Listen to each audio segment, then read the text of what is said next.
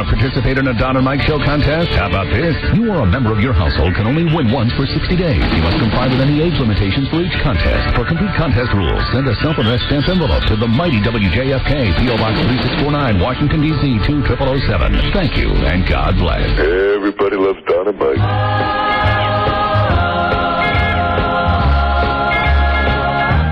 Rocking around the Christmas tree, let the Christmas spirit ring. Later we'll have some pumpkin pie.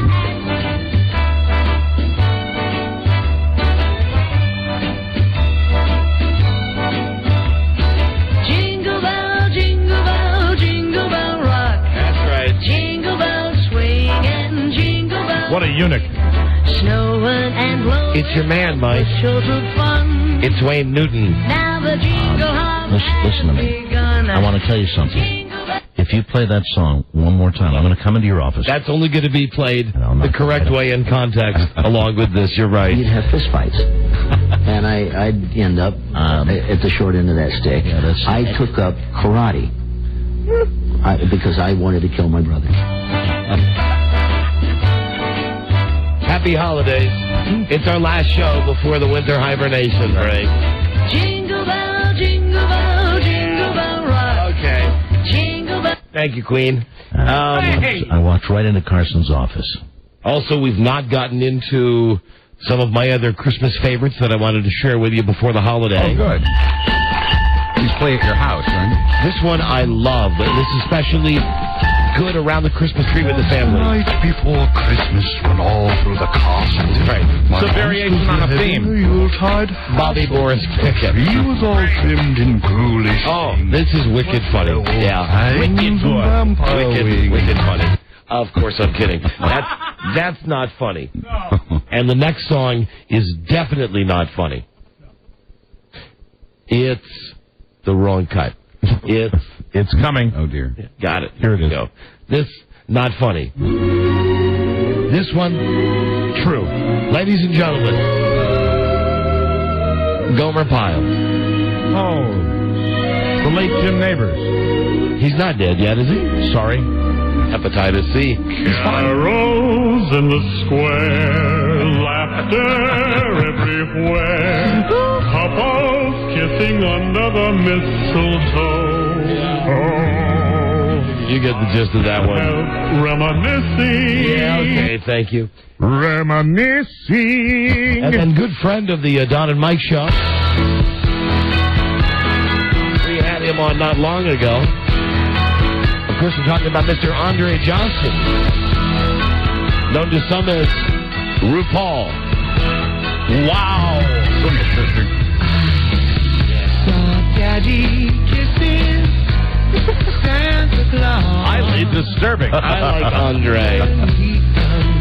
I also like, the last time we had him on, didn't he just talk in his regular voice? Like, Eventually. yo, yo, yo, what's happening?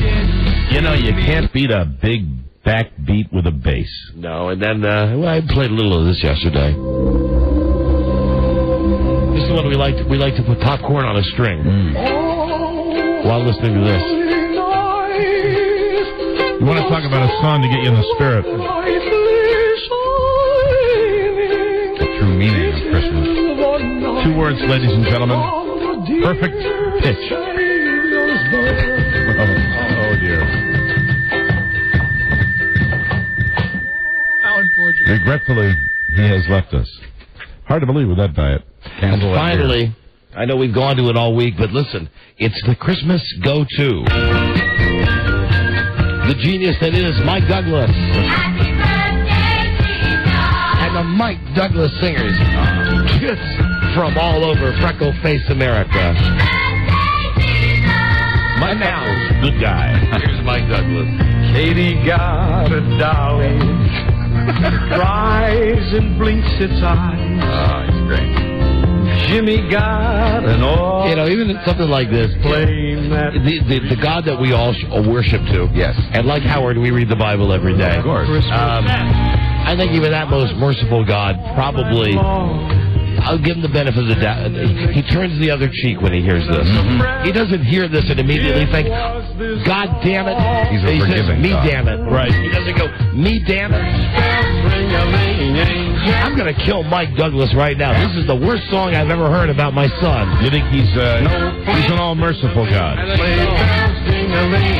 Happy birthday, Jesus. Because it's got to be something like this. Hit the button. This Christmas morn, 'cause we want you to know we're This is great up here in heaven. What's that? A song about my kid? Me damn it. happy birthday. Today's the day I kill Mike Douglas. And then he remembers he's merciful. Now, Mike Douglas regretfully has passed, right? No.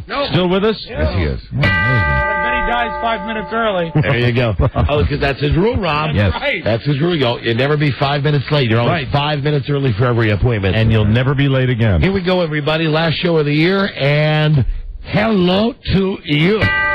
Well, right back at you. Hello. This is Scott Shadwell. And I'm Milburn Drysdale, president of the Commerce Bank of Beverly Hills and Perfect Bank with Granny. Here are Granny.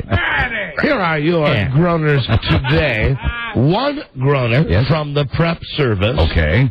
2 groaners from Santa's demented elf, Rob. Very exciting. That means a total of 3. 2 from the service. Oh. So guess the Rob one. Yes. All right. Guess which one was written by Rob. I think that's a fabulous idea that we can all enjoy. Hello. What characters would you see in a nativity scene in Sweden? The 3 wise men. Hello. Hello, I'm Scott Shannon. I'm Milburn Drysdale. What's the most boring Jewish holiday? Hanukkah. Hello. You could also say Yom Kippur. Uh-huh. You could. Yes, sir. Rob will. Hello. Who is responsible for keeping the ocean clean? Who? Jacques Custodian. Wow. Oh, that's an oldie, I know. Man, oh, man. Hey, Mike, that's it. We're done. I have to guess which one. I think I say, hey now. Don and Mike Show. Yes, now. Everything. Those are all awful. But it's the last show of the year, and frankly, you know, the work ethic is... We're lucky that we're all here today. To be honest, so... Having said that, 2 of them were from the prep service. One was from Rob. We'll go to Buzz first. Buzz. I'll say Rob wrote Yannicka. And Michael. Let's see, we got the 3 wise men, we got Yannicka, and we got Jacques Custodian. I'm going to go with Yannicka also. I agree with Buzz. All right, so you both agree that Rob wrote Yannicka. What do we think? I don't even remember myself. Did they win or lose today? They lost for Christmas. Oh, so you wrote the 3 wise men? No. You wrote the last one. Yeah. You wrote Jacques Custodian. Custodian. You see, you thought that I thought that you Right. thought. You're trying to be a trickster. Yeah, Merry Christmas. So they came up with Yannicka. Or Yannicka. That's not bad. Not bad at all. You can call Don and Mike What do you say, it's great? from anywhere in America. 877-365-3636. They're ready to believe you. Yeah. There's door. Applause. Intro. True story. He was a Nazi. True enemy. Himself. A man of faith. A man of hate. And his soul torn apart. Viewer discretion advised. How you been? All righty. I've been well. You? Good afternoon, Mr. and Mrs. Writer's Block and all the ships at sea. Last show of the year. Hey, you don't have it. I don't have it open. I'm out. Good. No, hold on. You know what you can say. I know. I want to say Merry Christmas to Jonathan Westmoreland and his gloves. And I know you echoed that. We'll explain that in a moment. Yes. Won't you echo that, Mike? Yeah. No. Please? Okay. Let's roll, Robbie. Thank you, Mike. Oh, here's Don and Mike. All right. Thank you, Robbie. I'll tell you about that in a second. Let's get retarded. Don and Mike Show. A new episode on this Friday. 1-2-1704. Buzz? Yes. Hi, Donna. Mike Buzz Burbank here. No, that's not retarded. I was enjoying the comedy stylings of Mike O'Mara and Rob Spewak. Hi, everybody. Last show before the winter break. Hope you all have a great holiday. That's the Patton Oswalt. Hi, everybody. Hi, everybody. I forgot somebody. Weekend is here. Have a can of beer. There you go. There you go, little Joey Ardinger. Okay, Joe. Thank you. Any nominates? My buddy Joe. Little Everybody's buddy. Little L-I-L, Lil Joe Ardinger. Okay, the first thing that we were going to discuss, I already forgot it. Oh, good. It was, the gloves? Was it? yes. yes. Oh, Jonathan, thank you. Yeah. It was nothing. Jonathan Westmoreland. Who is Jonathan Westmoreland? He's the dork, the sales dork that works here that's kind of in love with Beth Ann, and he has... The creepy, sneaky one? He has the girlfriend from India. Yeah, and I was standing next to him, and his girlfriend is pretty, but he's still sneaky creepy. So here's the deal. He's coming by the office, and he says to Beth Ann, who's standing in the doorway, he says, "Hi, Beth Ann." And she says, "Oh, hi, Jonathan. Would you help me carry this present up to my office?" She received a present that came in a big box today. And he said, "No, I really don't have time."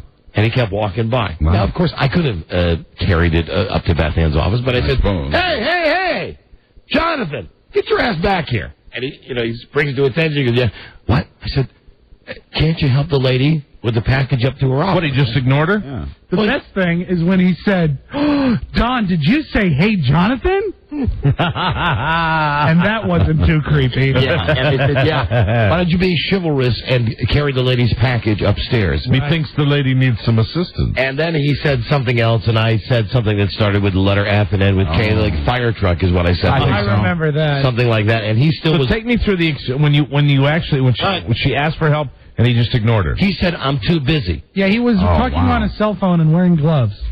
I'm not kidding. He was like racing gloves. Weird. You know, Yeah. like he races his Hyundai or whatever. Yeah. So Creepy. Weird. So anyway, that's not the point of this. He goes upstairs, although to introduce you to the magic of the amazing Jonathan. He carries the package for Beth Ann upstairs. Then Beth Ann says to me, "I really need you to do me a favor." I said, "Of course." She said, Jonathan, the same guy that just refused to carry her package upstairs, apparently was very helpful driving Beth Ann around and helping her buy gifts, the last-minute stuff she's got to do. That's nice. And she said, "And I really want to get him something for Christmas to indicate, baby, to indicate, how happy I am that he's helped me out." I said, "What do you need?" I thought she needed advice on something to buy.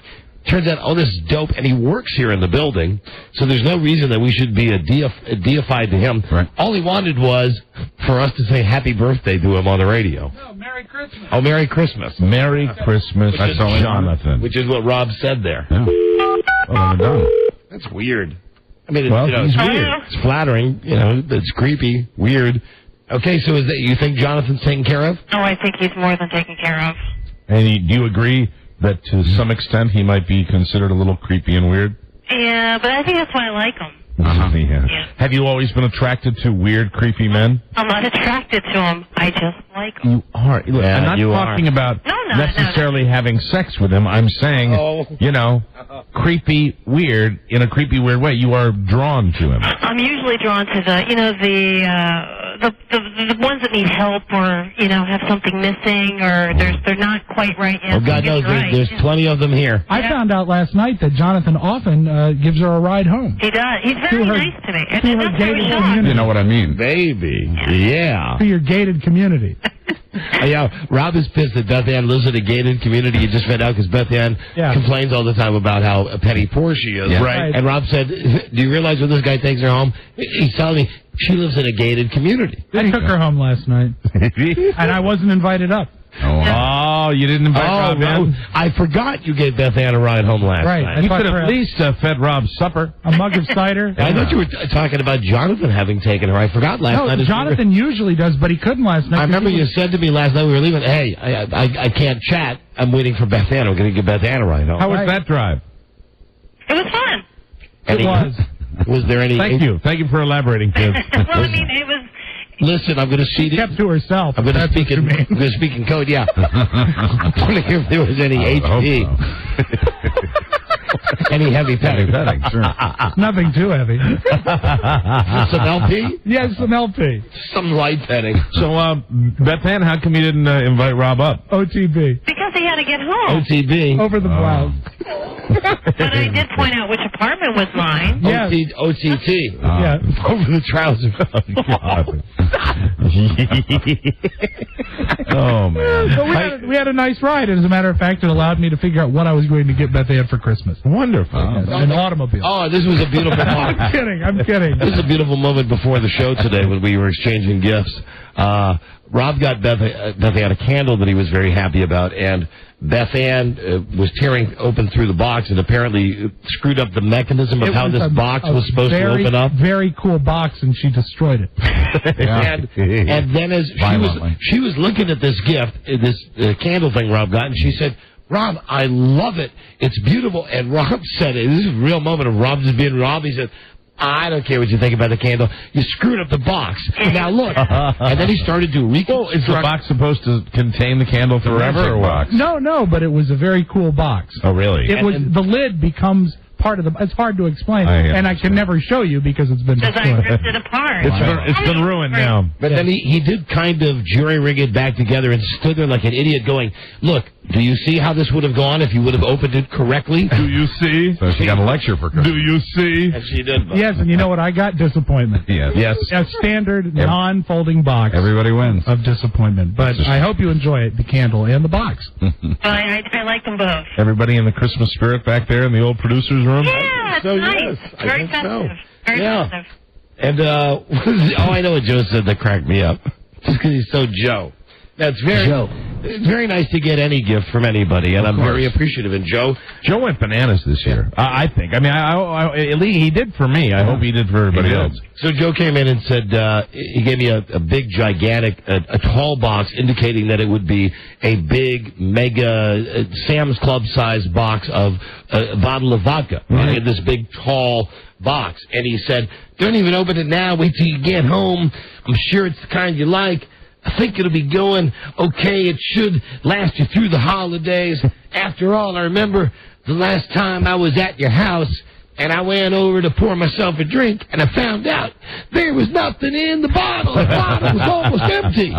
And he's never forgotten that. I said to him a couple of minutes later, I said, "Joe, I do want to thank you. And really, I meant it. And I do. It's a beautiful gift. But I think what I'll always remember is the quaint story about how when I was paying you to house sit for me when I was out of town, and you raided my liquor cabinet and were disturbed that there was not enough liquor there for you to pour yourself a drink." That's it. Whatever motivates him. He's so Joe. And what else did he say? There was a Joe saying today. Do you remember what it was, Robbie? I know. It was something about the presents.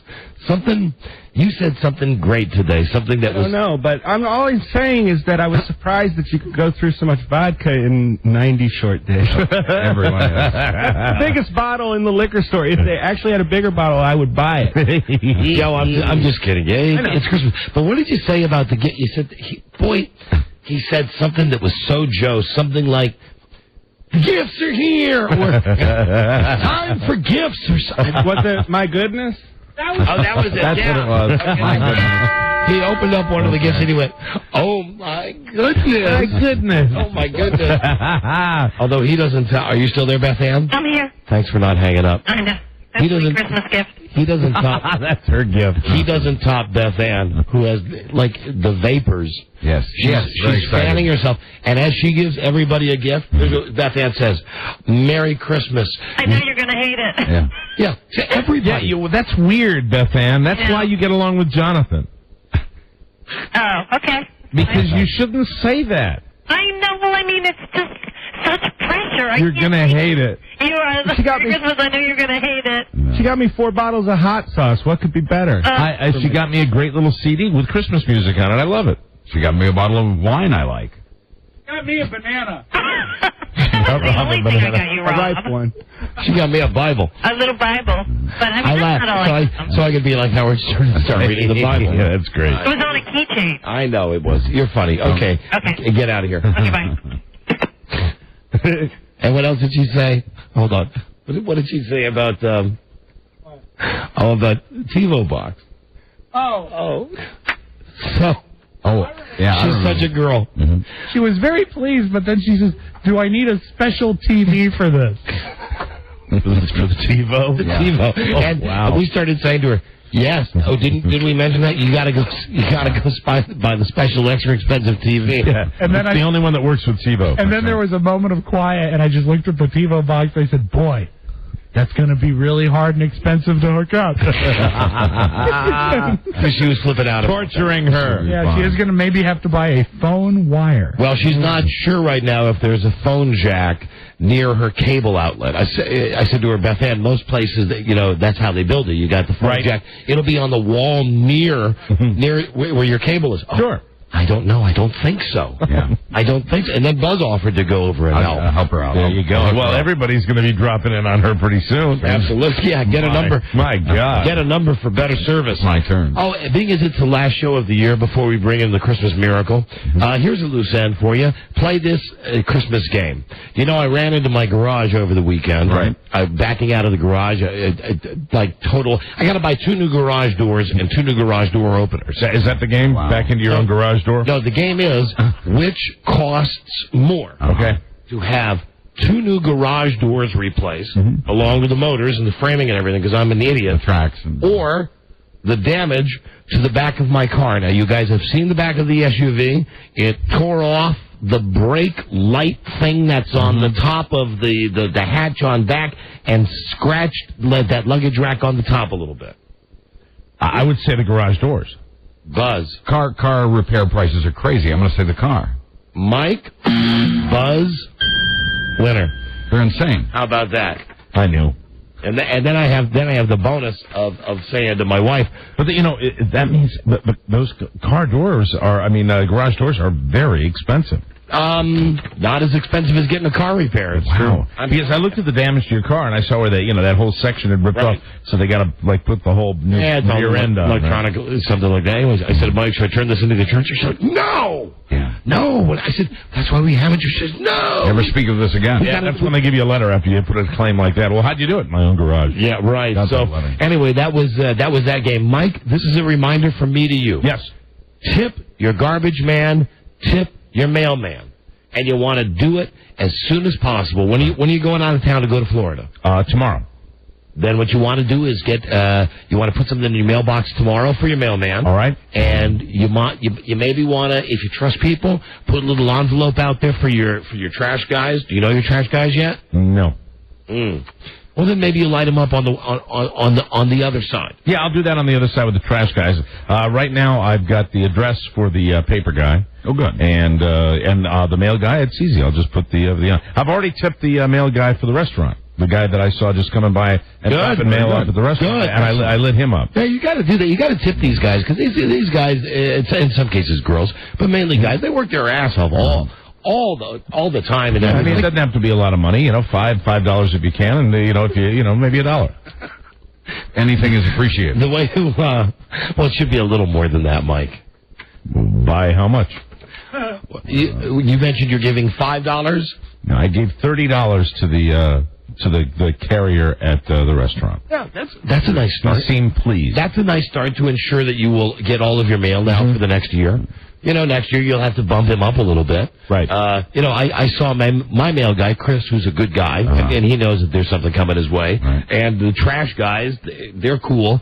The guy that delivers the post, though, is the guy that really has it down to a science, because I guess about a week ago with our newspaper, there was a Christmas card from your Washington Post carrier. And inside it has the guy's name and says, Happy Holidays, and it's got this, whatever the message, glad to be here. It's the most gratuitous of all of them. They're basically sitting there with their hand out. And listen, I don't mind, because I like the newspaper first thing in the morning. And I have no complaints with any of these people that do these jobs. I love them. That's why I love tipping them. The only constructive criticism I would have for the newspaper guy who puts the thing in the driveway, and now I realize that I might not get my newspaper now because I'm talking about him on the radio, but there'll be a nice tip for him.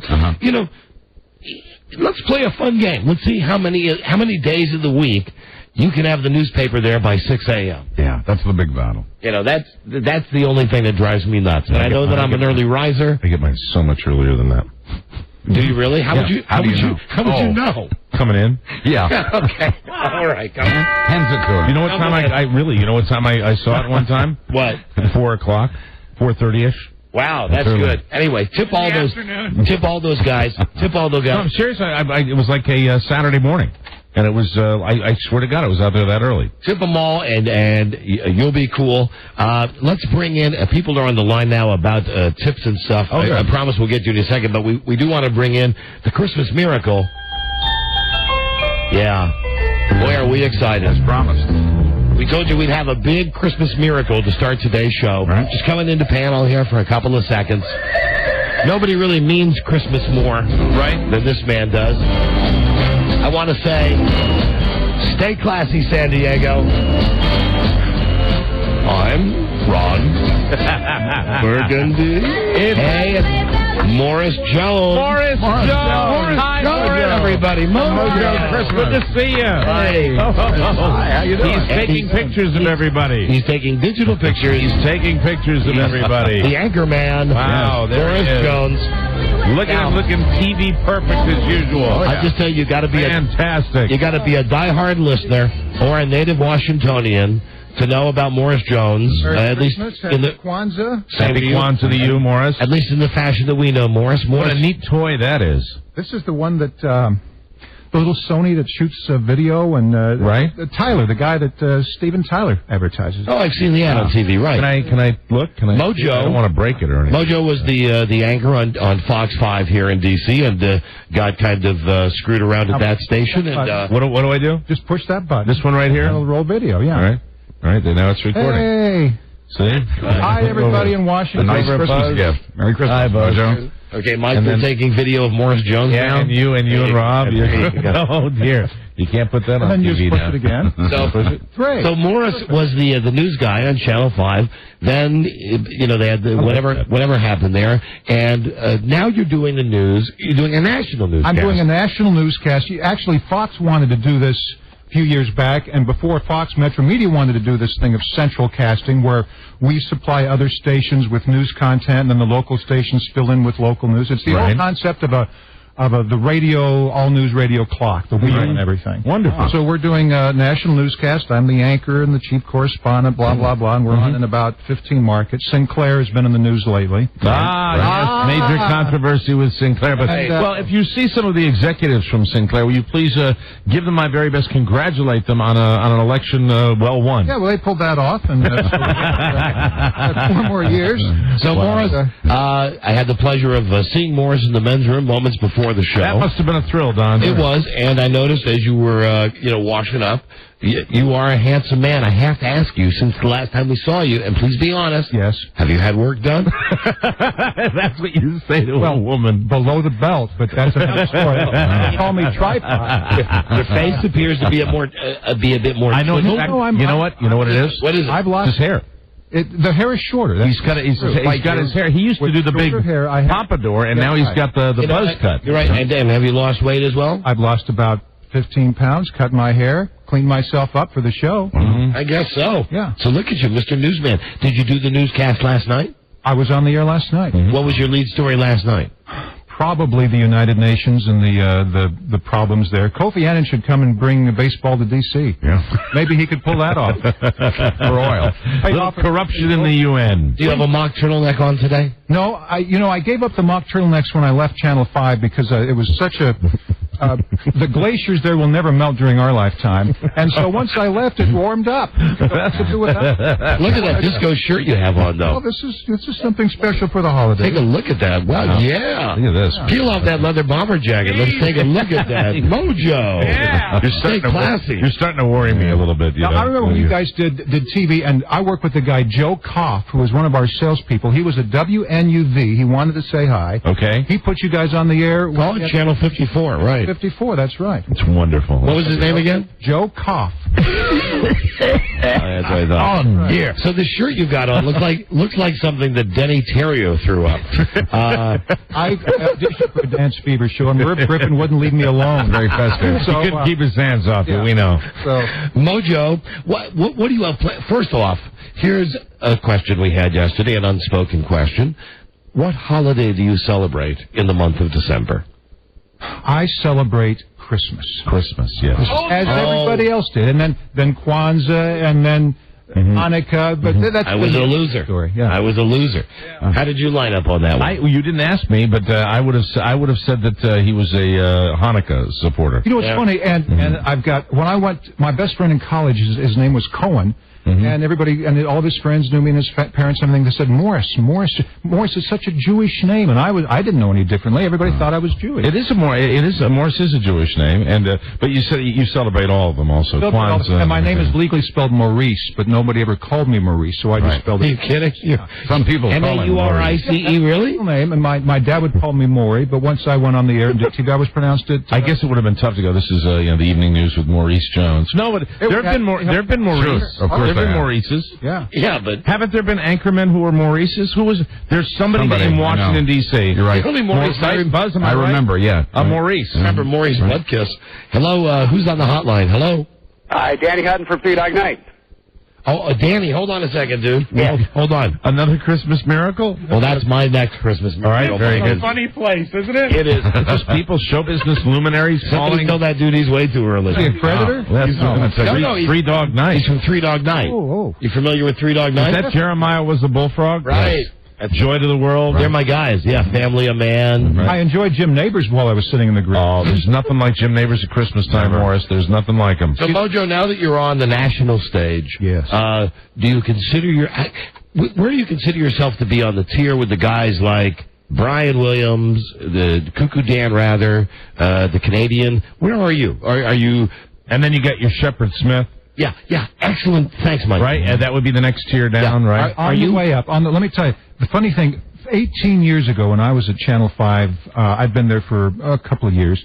There was this young cub reporter, nice guy. He was working. He was doing the supers, typing that into the Chiron machine. And it was Brian Williams. I worked side by. He was a nice guy. He was trying to. Boy, you must hate him. Trying to hone his reporting. Look at that. There's a guy that was coming up at the same time as you, and look at him. Right, look at what he's walked into. His goal was to perfect his reporting. He went on to Philadelphia, then he went to New York. Was doing the noon show. My goal was to replace Maury Povich as the anchorman. Maury was the main anchor at Channel 5. At Channel 5. You have a Brian Williams voodoo doll? And Brian, what we couldn't get with Brian, we thought it was an act. He acted so serious and mature, and I'm Brian Williams, and we thought, Brian, you're just a kid, knock it off. Yeah. But it worked for him. Yeah, he got there. He got there. Wow. Dan Rather's leaving. I'm waiting for that phone call. Where is it? So with Brian Williams, this is the CBS Evening News with Maurice Jones, like John Chancellor. So with Brian Williams, who you knew coming up, and now you see him. On the nightly news. Do you ever just sit on a Friday night at home when you're not working in your underwear, just with a bottle of beer, and just go, Brian Williams? I could have bet somebody. He didn't the only difference between Brian and me, and Regis is like $4 million. That's the difference. I could have been a contender. Hold on, Mojo. Your fans are coming out. Yeah, because you have a lot of fans here in Washington, D.C. and around the country. And in Baltimore, here's Mike. Mike from Morris Jones. Mike. Radio Gods, how is it? Hi. How is he? How is Morris? He's great. Hi, Mike. Of course, hello. Question for Morris. Yes. Why does he have a life-size cutout of himself in his office? All right, that's your first question, Morris. Is that true? Is there, in fact, a life-size cutout of you in your office? And one of the staffers gave me a Mojo bobblehead. What I found out working with these people, there's a clause in my contract they have to pay for that extra person. Of course, your bobblehead, though, is actual size, isn't it? Well, I mean, it's really... I get double the salary with more images. That's something they miss in the contract. Do you really have a cutout of yourself in the office? It's not a cutout. Actually, David Smith, the owner of the company, was playing with his digital camera, and he made a huge, giant photograph of me, and I keep it there. People drop dollar bills in front of it and so forth. Yeah. I should also mention that the reason we called Morris, and he was nice enough to come down from his news center, is we got a beautiful Christmas card from Morris, that had him, I assume. him standing in front of the skyline of Baltimore, wearing his Anchorman suit, and he looked just so goddamn authoritative. He is the definitive Anchorman. Well, you guys are always on my Christmas list, and I enjoy being here. It's not Christmas unless we receive a card from Morris and Julio Iglesias. Here is Scott. Scott, hello, Don and Mike show. D&M, babies, what's up? Hi there. Mojo Man. Scott, nice to hear your voice. Hey, I haven't seen you in a long time. How's your audio system still doing? Audio system is great. Did you install it? I need some work done on it. No, I'm just kidding. No, I am a big audiophile. Did you in fact do some audio work for Mr. Jones? Yes, it is. Did you ever find any magazines hidden under floorboards? Movies? And he would bring in the hotties into the store, and they'd be dancing around. He'd be listening to music. It was so cool. Well, at least that was the cover I had. It worked for a while. He'd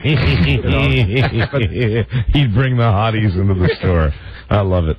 So when you do the news, you're asking me the markets we're in. I think we're in a lot of the markets you're in. Where are you at? We do, depending on the time zone, 10 o'clock, 11 o'clock, 7 o'clock newscast. Baltimore at 11, Birmingham, Buffalo, Cincinnati, Flint, Michigan, Greensboro, Las Vegas. You're in Las Vegas. We're on WB 21 at 10. A couple of those you mentioned, too. Buffalo. Gold 33 at 7, Milwaukee, Nashville, Oklahoma City, Pittsburgh, Raleigh, Rochester, Tampa. Yeah, well, Rochester and Tampa. Rochester and Tampa. Yeah. So watch Morris Jones. Are you doing the news show tonight? It's called News Central. I'm off tonight, and I may not be back the rest of the year after today. But otherwise, so my days off for Friday. This worked out perfectly. Oh, great! And News Central. They got to watch it. News Central. And what makes your news program different? Well, first off, you should know the reason that we like more. Can you imagine any other guy who really does the news straight on TV and would come on our show like this? That was, I think, way back when, the first time you came on the show. I mean, we thought that you were the definitive straight-laced anchor guy. It was Morris Jones Day. That was Morris Jones Day in May we discover you were kind of into the show? And I mean, remember, I talked to you guys years earlier to do the news that Buzz Burbank is doing now when you were That's right. WBA. On Waiver, right. And the thing that I remember most... you were the lead anchor at Channel 10, or Channel 5, 10 o'clock news, called up and said, hey, it's Morris Jones. I think I can do both jobs in one day. Well, it was a big stretch, but you know what, 5 in the morning, 10 o'clock at night, I could have done it. You could have handled it. The thing that I remember most with Morris coming in for the very first time is the word unflappable. That time, that first appearance when you came in on the show, we were throwing everything at you, and it was just steady Eddie. I mean, the same, and you're the same way. Well, I mean, that is an energy that we rarely get in here, where it's just kind of. I know you get every little detail about the show. You know how we work, and you just do your thing and ever forward. I use the spray on Teflon. Why though? Is there a razor blade next to my microphone? I do see this. They leave. They do leave razor blades everywhere in this. We leave one for all our guests. So listen, but I have to ask you. Obviously, we have someone much more important in the next break, 3 Dog Night. So I have to ask you, Morris. Have you seen the movie Anchorman? I feel like I've seen it. We did so many stories. I saw all the trailers. Here was a little bit of a disappointment. I've not seen it. No. It's typical 70s, and I will see it. I love Will Ferrell. All right. And everything about it, because we were coming up in the 70s with both radio and the whole anchoring thing, and the big hair and the suits and everything. I will see it. I'll see it. You should see it. I'm Ron Burgundy. I haven't seen it yet either because of my aversion to Will Ferrell. And as an anchor, Tom, would you be asking Morris Jones this question because you think there's some similarity between Morris Jones and Ron Burgundy? What are you getting at? I think they're both handsome men, Mike. People take themselves too seriously. Would you just lighten up? Try this one. I will. Stay classy, San Diego. Stay classy, San Diego. That's smooth. That's why I love Morris Jones. That is your Christmas present for me. Look at that joy you brought this man. Morris Jones just said there is a God. There is. Morris, happy holidays. Thank you. Would you say, hold on. How about for the markets that we're in, where you do your show? How about stay classy, Buffalo? Stay classy, Buffalo. It's Morris Jones. Yeah, he's the Christmas miracle, Mike. He is. Now it all makes sense to me. And this is a big show for us. This is the last show before our holiday break. It's amazing. We appreciate the fact that you're here. We're big Morris Jones fans, and we would like you to be more in touch with this program in the next coming year. I will be. I'm leasing a helicopter. We'll do a drop the next time. It'll be much quicker from Baltimore. That'll be wonderful. Rappel down and drop in. We were nice to drive. I asked Rob if you could just get you on. I didn't know you're going to be all the way here. I thought you'd be on the telephone, but we'll pay off your gas. No, I had a motorcade. There were 4 Chevy Suburbans. People were, all over the road, but we made it in time. The Mojo Motorcade. Yeah. All right, well, Morris Jones is our Christmas miracle. Do you have a Christmas message? Seriously, for everybody, do you have like some jive Anchorman thing or something you'd really like to say? I don't think so. I didn't practice any, like, Jive Anchorman messages. Just everybody have a great year, a healthy year. Be nice to everybody. Keep listening to the show, and watch me where you can. Very good. Morris Jones, stay classy. That's our Christmas miracle. Morris Jones. All right. Merry Christmas, Morris. Happy Hanukkah. And I love that little gadget. That is very, very cool. Bye. He's videotaping me again. He's got his little video machine. Morris. Mojo. Look at Leaving the building. There you go. He's leaving the building right now. Morris Jones. Is he the greatest? Is he the coolest? He's a cool guy. Always a pleasure. Thank you, Morris. Stay classy, San Diego. Take care.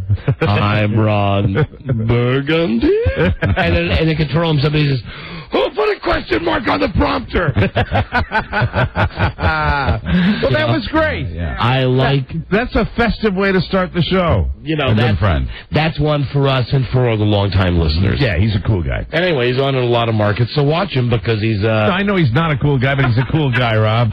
You know, he takes everything we dish out. He's a good guy. He's a good guy, and and he is Teflon. It all bounces off. Mm-hmm. Yeah, that's right. If you could have seen this Christmas card. And I don't know, I think... we may have put it in Beth Ann's office upstairs because it's him standing down by the Domino's sugar sign in Baltimore, where you get the impressive skyline of Baltimore. Right. And really, I'm not belittling that. I'm saying it looks nice. It is beautiful from that angle. You've got the Ravens Stadium, you got Camden Yards, you got the Inner Harbor, the skyline, and he's standing there and he's wearing like a London fog raincoat. Sure. And he's got the big turtleneck, and he's got his arms folded, and he's like giving you the full Monty package up front. And you're damn right I do the news. Right. Yeah. Mojo. Wow. The man, Mojo. Oh, and now my 3 Dog Night, guys. Well, now is he supposed to be in this first segment? Commercial time.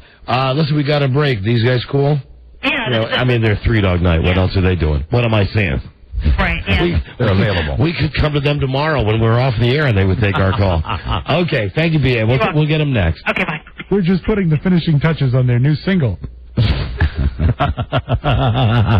You love to hurt me, don't you? I'm just kidding, of course. You love to hurt me. No, I love 3 Dog Night, and this is a vanity booking for me because I'm the only one that loves 3 Dog Night. I was going to say, thank God for that. Because you're not getting anything from me during that interview. Listen, 3 Dog Night is another Jeremiah was a bullfrog. 3 Dog Night is another one of these bands. Like it or not, if you're our age, it is it's the soundtrack of your life, Mike. Well, at least for me, growing up in top 40 radio. Agree. Coming out of high school. Yes, you've got One Is the Loneliest Number, Eli's Coming, Try a Little Tenderness, Family of Man, Old-Fashioned Love Song, Black and White, Shambhala, I Never Been to Spain, Liar, boom, doodle-doo-doo, Liar, Easy to Be Hard. I mean, yeah, they had like 30 hit records. Easy to Be Hard. I'm not familiar with that. From the musical Hair, and their version of it was a top 40 hit. Oh, all right. And I loved playing it, because back in the day, all you do was just announce the title, and you felt like you'd get away with murder. Right. Oh, man. And growing up, kind of an anthem for all of us. Those who were lucky enough. Some of us were late to the party. Oh, man, all the school bus would have to do is go over a pothole. we had a break here, and thank you, Mojo, a Christmas miracle. Oh, and one big way. Yeah, there you go. One big way to win big. All right. Another $1,000 winner on today's show. Before we get out, be right back. This is the Don and Mike Show. Take the Holy Sarahori, ra ra ra ra ra ra ra ra. Stop. Sing something else.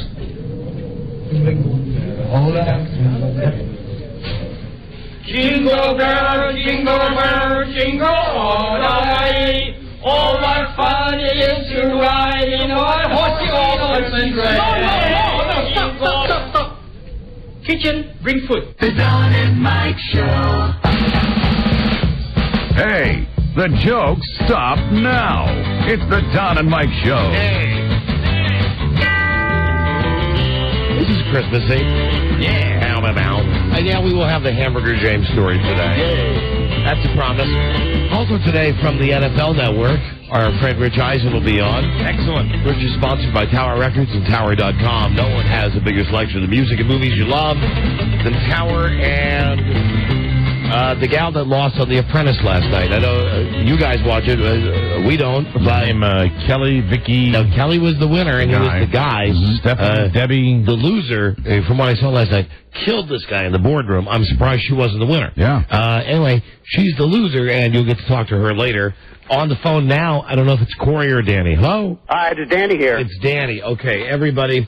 Three Dog Night is one of my favorite bands of all time. Mm-hmm. And, hold on, I got Corey on the other. Is it just going to be you, Danny, or is it going to be Corey, too? I'm in L.A., and Corey's in New York, so I haven't talked to him yet, so... Okay. These guys, there were how many guys originally in Three Dog Night? 7. 7. And it was you and Corey on most of the vocals. You guys had a unique sound. I was mentioning before the break what a Three Dog Night fan I am. I grew up, but that's Corey on the other line. I grew up on top 40 music. Got into radio when I was 11. One of the first records that I ever played on the radio was by Three Dog Night. I think one of the first songs I ever sang was Joy to the World. I mean, just on my own. It was amazing. The frog song follows us. I mean, it has to, because I think as a kid, and when we were all growing up, listen to that. I mean, what kid is not attracted to that lyric, Jeremiah was a bullfrog? But you know what's funny is we get a lot of Vietnam vets that say, hey, man, that song got us through Vietnam. And it's like, what are you talking about? It must be the wine part. Hey, well, he always has some mighty fine wine. That song got me through, I think, 7th grade. And why did you name, I've always... Hold on. I know you're excited, but I've got one major question. Let me just get Corey here. Corey, are you here as well? Yeah, I hear you. Okay, all right, hold on. Mike, go ahead. Guys, for both of you then, Corey, hi, welcome to the show. I have to ask both of you, why was the bullfrog named Jeremiah? We don't know. That was Axton's creation. I don't think the writer, Hoyt Axton, even knows. Did Hoyt Axton write that song? Absolutely. Mm-hmm. So now just... the guy that wrote The Pusher Man for Steppenwolf wrote Joy to the World. To bring everybody up to speed, it's Danny Hutton and Corey Wells, just so we've not mentioned last names, from Three Dog Night. I was telling you these guys had hit song after hit song after hit song. You don't realize it until you were listing their records, just how many hits they had. It's phenomenal. On ABC Dunhill, and they're one of my favorite groups. And actually, I saw a special on TV with you guys with the London Symphony Orchestra, and I think that's what you're pushing today, and it's fine with me. This CD right here. Yeah, the 35th anniversary album with I'm saying album. See how old I am? Yeah, well, I call it an album too. That's actually the Tennessee Symphony Orchestra. Oh, is that the DVD? Oh, that's the thing that I saw. So this is you guys with the London Symphony Orchestra. Let's hear a little bit of Three Dog Night with the London Symphony Orchestra. 1. This is great. 1 is the loneliest number that you'll ever do. 2 can be as bad as 1. It's the loneliest number since the number 1. I want to tell you, dude, something. Really, as a guy, I love Top 40. I was born in 1958. You guys took me all the way through my formative years. I think anybody's most formative years in music are like between 13 and 17. Right, absolutely. But me, even a little younger. And you guys just put out hit record after hit record. And I knew when I bought a Three Dog Night album, I was going to like all of the songs on it. And I think you guys really don't get the stuff that you should get. The recognition. Like, you talk Rock and Roll Hall of Fame, and I look at some of the names going in now, and I go, boy, we're really scraping the bottom of the barrel. And you say, no, I think there's some good ones. I think Corey and our problem is we're confused by what the rules are to get in, because it seems like there's some mysterious band of guys. Like the OJs just got in this time, and they're wonderful. Yeah, like the OJs should have been in a long time ago, and so should you. Right. Is it because you guys had records that were fantastic, well-produced, you had all kinds of instrumentation, and God forbid they were commercial and they were all #1 records? Does that work against you? Well, it didn't work against Motown, all the groups of Motown, and then some people said, well, they didn't write them. The Motown guys didn't write them. OJs didn't write them. Right. So I don't think that has anything to do with it. I don't think that has a hit is a hit, and according to them, because they're representing the people of the recording industry. I think it has something to do with political problems with us and them and other people. We don't know. Well, we really don't know what the rules are. Either way, for us is the great thrill is we're out here 35 years later, and a lot of those Rock and Roll Hall of Fame guys open for us. Danny, Corey, hold on. A couple more cuts here from this new CD, recent recordings by Three Dog Night with the London Symphony Orchestra. I'll tell you, just based on that first one, it's a damn nice mix. Yeah, it's a big top 10 record that you never hear it on the radio. Here to shepherd you through your afternoon. Okay. John Geronimo and Michael That's the big voice guy. Family of Man. I did 1972. This song kicked my ass. I swear to God.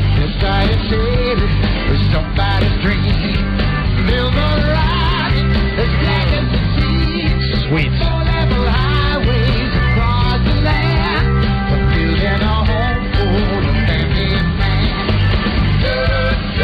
See, this is like I know millions. That's a live cut, yeah. Millions of people right now are listening to us going, that's Three Dog Night. I love that Absolutely. song. I couldn't agree more. And the thing about it is, for you guys to do this, I know for singers, a lot of singers have said, the greatest thrill was the first time I got a chance to, sing with an orchestra, sing with a big band. Right. In front of a major philharmonic, I mean, it must be a tremendous experience to sing in front of, backed by that kind of orchestra. Well, the major thrill for us, and Corey and I were huge Beatle fans, is doing it at Abbey Road Studio. Yeah. Imagine what that was like. That had to be great. Okay. And our arranger conductor is the guy that does the Moody Blues. Who, when we do symphony dates, he flies out and conducts for us. So sweet. Here, now this one starts just like the record. And every DJ had the. And now here goes Three Dog Night. How do the lights shine in the halls of Shambhala? Generally with 75-watt bulbs. Wash away my trouble, wash away my pain, with the rain and Shambhala. How good in that? Wash away my shame, with the rain and Shambhala. Now, do you have the one that all the kids liked? Is it on there? Joy to the World. I mean, we might as well. I mean, really, who doesn't? Who doesn't? Of course. To this very day, I hear the laughing in the background, guys.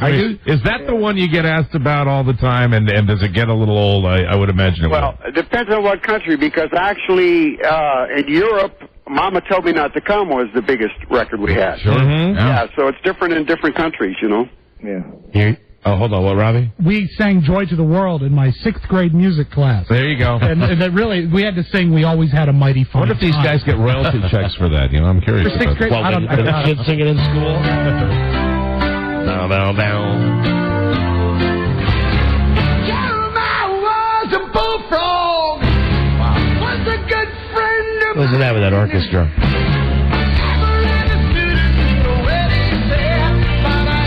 A lot of bands do stuff with orchestras and it just doesn't happen. This works. This really works.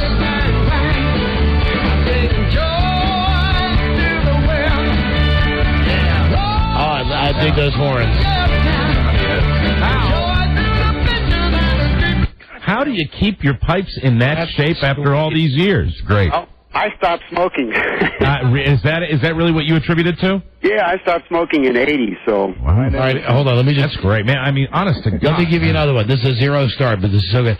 Slipping away. Slipping away, sitting on a pillow, waiting for night to fall. You guys sound just like your record. Your voices are incredible. The voices are really remarkable. Sitting on a pillow. I want that. This is the night. Good celebrity boy. Oh, yeah. See, that's like why you can't have like the sound-alikes.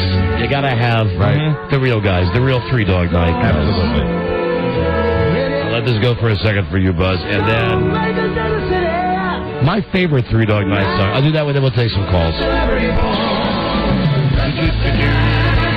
Okay, and hold on, one more. You guys tell me, was Out in the Country a big hit record for you? Oh, yeah. Was it really?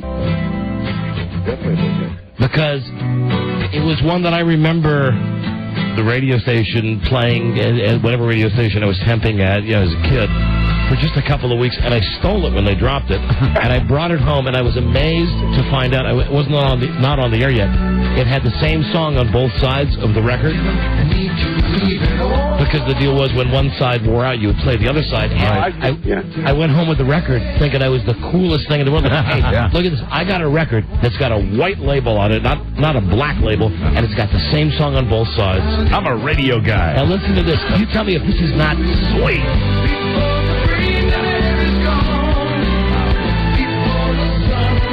God damn, guys. That's beautiful. I'm not jerking your chain. That's music that touches me because that's my music. That's top 40 from my era. I want to ask a question if I could. I heard a story about you guys that when you mixed these songs when they were first hits, that you listened to them, you checked them out through like a 3.5-inch car radio speaker to see what they would sound like on people's AM radios. Well, we did when we mixed the single version. We do a stereo album, and then Richie and Bill, along with Corey and myself and some of the guys that sit there and get the real hot mono mix. Right. We figure with whatever the kids had at home, we get an average speaker and use that. That's amazing. That sounded great. Yeah. Dudes, here are some calls, if you don't mind, for Danny. Danny and Corey from Three Dog Night. Here's Joe. Joe. Hey, this is Joe, first-time caller in Rochester, New York. Right, Joe. Danny and Corey are listening, right? Yeah, they're on the line. I don't want to be negative at all. I love you guys, man. You guys. Okay, then I just hang up on you. Hello. That's all we need. Hello, Al. Hey, Danny and Corey. You were one of the first concerts I ever saw in Virginia Beach, the Virginia Beach Amphitheater. Wow. They don't remember that, sir. But what's your question? I want to ask you about Mama Told Me Not to Come. In particular, it's a great Randy Newman song. How did you get hooked up with that song? Did he shop it to you, or how did you come about getting that song? No, I found his album in a Sears and Roebuck bargain bin for 50 cents. And I thought it was weird. I thought he looked strange because everybody at that time had long hair, and on the album cover he's got real short hair. Oh, here's a little bit of that. It was just strange. I bought it. 50 cents. You can't turn it down. And I played it, and I just fell in love with his writing. Yeah. There's actually When No One Ever Hurt So Bad is really one that I liked, and the other one, Kick an Old Can Down the Street. That's the way to treat a friend. I think it's going to rain today. That one I really thought that I wanted to do, but I ended up doing Mama Told Me. I was actually doing Mama Told Me before I was in Three Dog Night. Mama Told Me. That ain't the way to have fun. Man, it's those chords, too. Yeah. I mean, it's just great music. One or two more calls. Here's Derek. Hey, Derek, you're on with Danny Hutton and Corey Wells. Derek. Hi, I'm only 35, and I was a kid when most of this came out, but every time one of their songs comes on, I sing top of my lungs. They're great songs. Yep. I can't believe you're not in the Hall of Fame. It's a shame. I'm not meaning to rhyme. I'm sorry. Sorry about that. And I swear, most of the times you hear a symphonic album, it sounds like a gimmick, and the cuts you played, it sounds powerful and even better. I tell you, Don's got this on the other side of the console. The only thing I'm thinking is how I can steal it from him before we go on a break. Let me play one more before we let these guys go. And this one's getting a lot of play now with Eli Manning. All Fox Sports, everybody's using it. Yeah. Eli's coming. Want to hear this with the orchestra? On the beginning. Oh, it's got a long intro? Yeah. Well, then I hope you won't mind as an artist. I'll just fast forward past the intro. They used this song on the Series Sports Center a couple of years ago. Oh, hold on. They need to back that up. Well, never mind. Oh, okay. No, it's embarrassing now. That's okay. They're on the phone. That's all right. Here we go. There it is.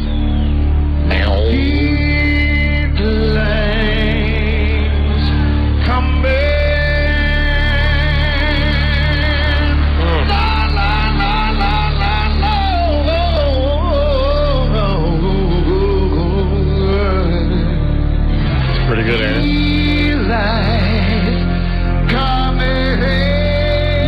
Wait until it kicks.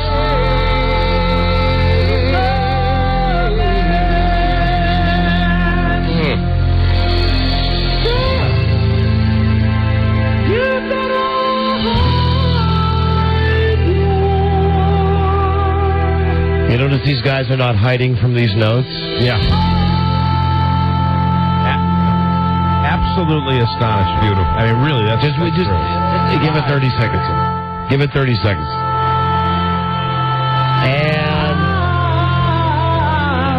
it's like waiting to have sex, you know. Come on, it's worth it. Oh, this is like when my wife wants to walk around the room. Come on, get over here.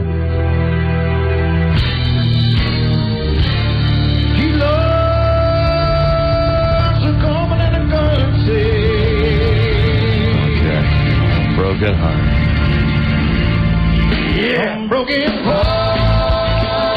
How's this? Let's come and hide your hunger. Let's come and hide your hunger.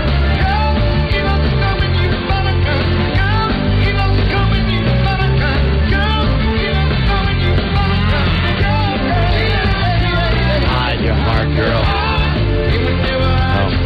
You get the idea. You know, I asked a question about the voices, guys. I hate to bring it up again, but I'm saying just quitting smoking, huh? No exercising, not vocal training, vocal exercising, any of that involved in it? When we started as a group, we'd all been around for a long time already, either in the studio or live. So we were a garage band that learned how to play and then recorded right away. So I think that helped. You guys kick ass. They have a website, 3dognight.com. We'll have a link at DonandMikeWebsite.com. And the album is 3 Dog Night, 35th Hits Anniversary Collection with the London Symphony Orchestra. I mean, that is just an awesome album. I can't wait to continue to listen to it. You guys kick ass. Hey, thank you, man. Play it, man. Go out there and buy it so we can buy some Christmas presents. Okay. All right. I think you're going to do okay after this spot. Absolutely. You come back on the show after you sell however many you need to sell, and then we'll talk about all the other stuff. We need 1 million. Okay. All right. Come back then. Oh, tell y'all the nasty stories next time. Okay, please, because I know there's a ton of them I didn't go there because I'm a big fan. All right, bye, guys. Hey, thanks a lot. All right, see you, dudes. Okay. Bye-bye. And there is a lot of junk about that band, about the lead singer, Chuck, the guy that had the problem with coke and his nose almost fell off. Right. You know, I didn't want to go there with those guys. That's too good. And I didn't want to have the sound. I didn't, because you're the musicologist and you're the fan. I didn't want to ask him while they were on the air, but I'll ask you. I'm listening to some of those songs that they did with the London Symphony Orchestra, and then I'm listening to, when that was recorded recently, like within a year, probably. I think during this year. During this year, and that song came out. It's just we're talking about guys in their 60s. This is their 35th anniversary, so it's if they're probably there in their 50s and 60s, so they've been around. Yeah. But I mean, that guy has his voice like he had 40 years ago. In a way, they're like Journey, because like Steve Perry's not with Journey. They got a guy that sounds like him. They're like the Doobie Brothers. You can hear the Doobie Brothers without Michael McDonald, and except for a couple of songs, you don't really notice. Chicago has done that. They've changed singers, but both Danny Hutton and Corey Walls were original members of 3 Dog Night. And that's Danny that's singing, right? Yeah, that's him. So, he's the guy. He sang him 35 years ago, right? Yeah, well, along with Chuck. Chuck sang a lot of stuff like On Joy to the World. And, and he did the coke thing and his nose fell off. I ain't making that up. We were nice to him the first time. Next time, the whole show could be how did the nose fall off. Right. Frank, Don and Mike. Oh, we got a break for your apprentice loser. Hello? Oh, there you go. Hey, Don and Mike, that was fantastic, man. I listened to these guys growing up. My parents had them on 8-track, and now I got to go get one for my dad and one for me for Christmas. It's great. I mean, I believe it. As somebody who's not, wasn't the mega fan, I didn't realize they had all those hits, and just the way that album sounds, I want to get it. Hello, Claude? Gentlemen. Yes. Hi, another big fan and another great interview. You guys are scoring the good ones lately. Yeah. Listen, I had a question for the band, but I get the feeling that Don knows this one. I heard a rumor once that their song Liar the vocals were recorded in the bathroom. Do you know if that's true? Yeah, that's why I wanted to set those guys up first, because I am a mega fan of 3 Dog Night. I know all that stuff. Yeah, there are stories about these guys. I mean, these dudes really, partied, right? Partied. Yeah. I mean, they had 20 number one record or 20 top 20 records in a row, and after about record number 7, it went to their heads, and from like 7 to and also to their noses. Yeah. Right. From 7 to 20, they're out of control. Well, I mean, they held up pretty well. Well, we'll have them back on again, and I promise everybody's calling it back. Now, is the other guy dead? No, he's not. All And right. that's another like weird Steve Perry Journey thing. Right. Jeff. Hey, what's up, guys? Hey, Jeff. Hey, man, thanks for having Three Dog Night on. Listen, Love 'em. I love that band, but you know the lead singer sold his teeth to a dentist to buy heroin. Okay, I told you there was a lot. You know, there's more. Not only his teeth. I mean, I didn't want to bring it up with these guys. The guy, Chuck, he the story is not I know. made up story. I know. Yeah. He was so strung out. Right. He took all of his Three Dog Night gold records, went to a pawn shop. The guy at the pawn shop said, I've got news for you. These are not really made of gold. It's gold spray paint They're over gold vinyl. spray paint on records. Right. How much can you... And they were like, their hits... One is the loneliest number. Yes. He got like $45. I mean, I know that. Those guys know that. Next time we'll bring it up with them. Heroin must be wonderful. It makes people do really odd things. A wonderful insight from Rob Spiewak. Where do they have really good heroin this holiday season, Buzz? Who has the best? New Jersey. North Jersey has the best heroin. That's right. Jersey and you. 80% pure, right, Buzz? That's right. Ask for advice. Amazing. Happy holidays. Yes. Thank you, Three Dog Night. You got to figure in your toll, though, when you're buying it. Now, guys, listen. I could handle that. I love Three Dog Night. Yeah. This lady that lost on The Apprentice last night. Yeah, all I saw was the clip on the news of her losing. I'm out. Hey, but he did play her, and I will ask her about that, because he played her. I thought he was staring at her, and he was going to switch back to the other guy, Kelly. He didn't do that. I just loved, when I turned it on, how cruel bastard Donald Trump. Subservient Regis was. Yeah. Regis was like Donald Trump's dog. Donald Trump is sitting up on stage and goes, Regis, go down there and interview my CFO. Right away, Trumpster! And he goes running down to the front, like a dog. Whatever I can do for you, Mr. Trump. I thought the girl should have won from the couple of moments I saw. A lot of people do. So if you saw The Apprentice, call us up. You'll be able to talk to the loser. And Beth Ann wants me to announce this is, no lie, a national radio. They're not doing any radio until Monday. Very good. So we'll have the loser on next. Be right back. This is the Don and Mike Show. The Griswold family Christmas tree.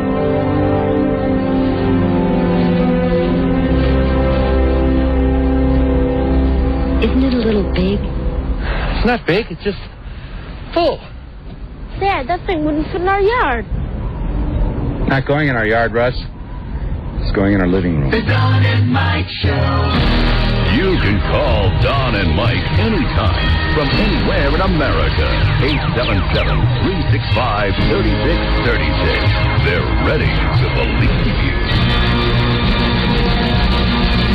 Hold on a second. That's not a Christmas miracle, Rob. That's the sound of Rob hitting the thing, and it's still screwing me on Christmas.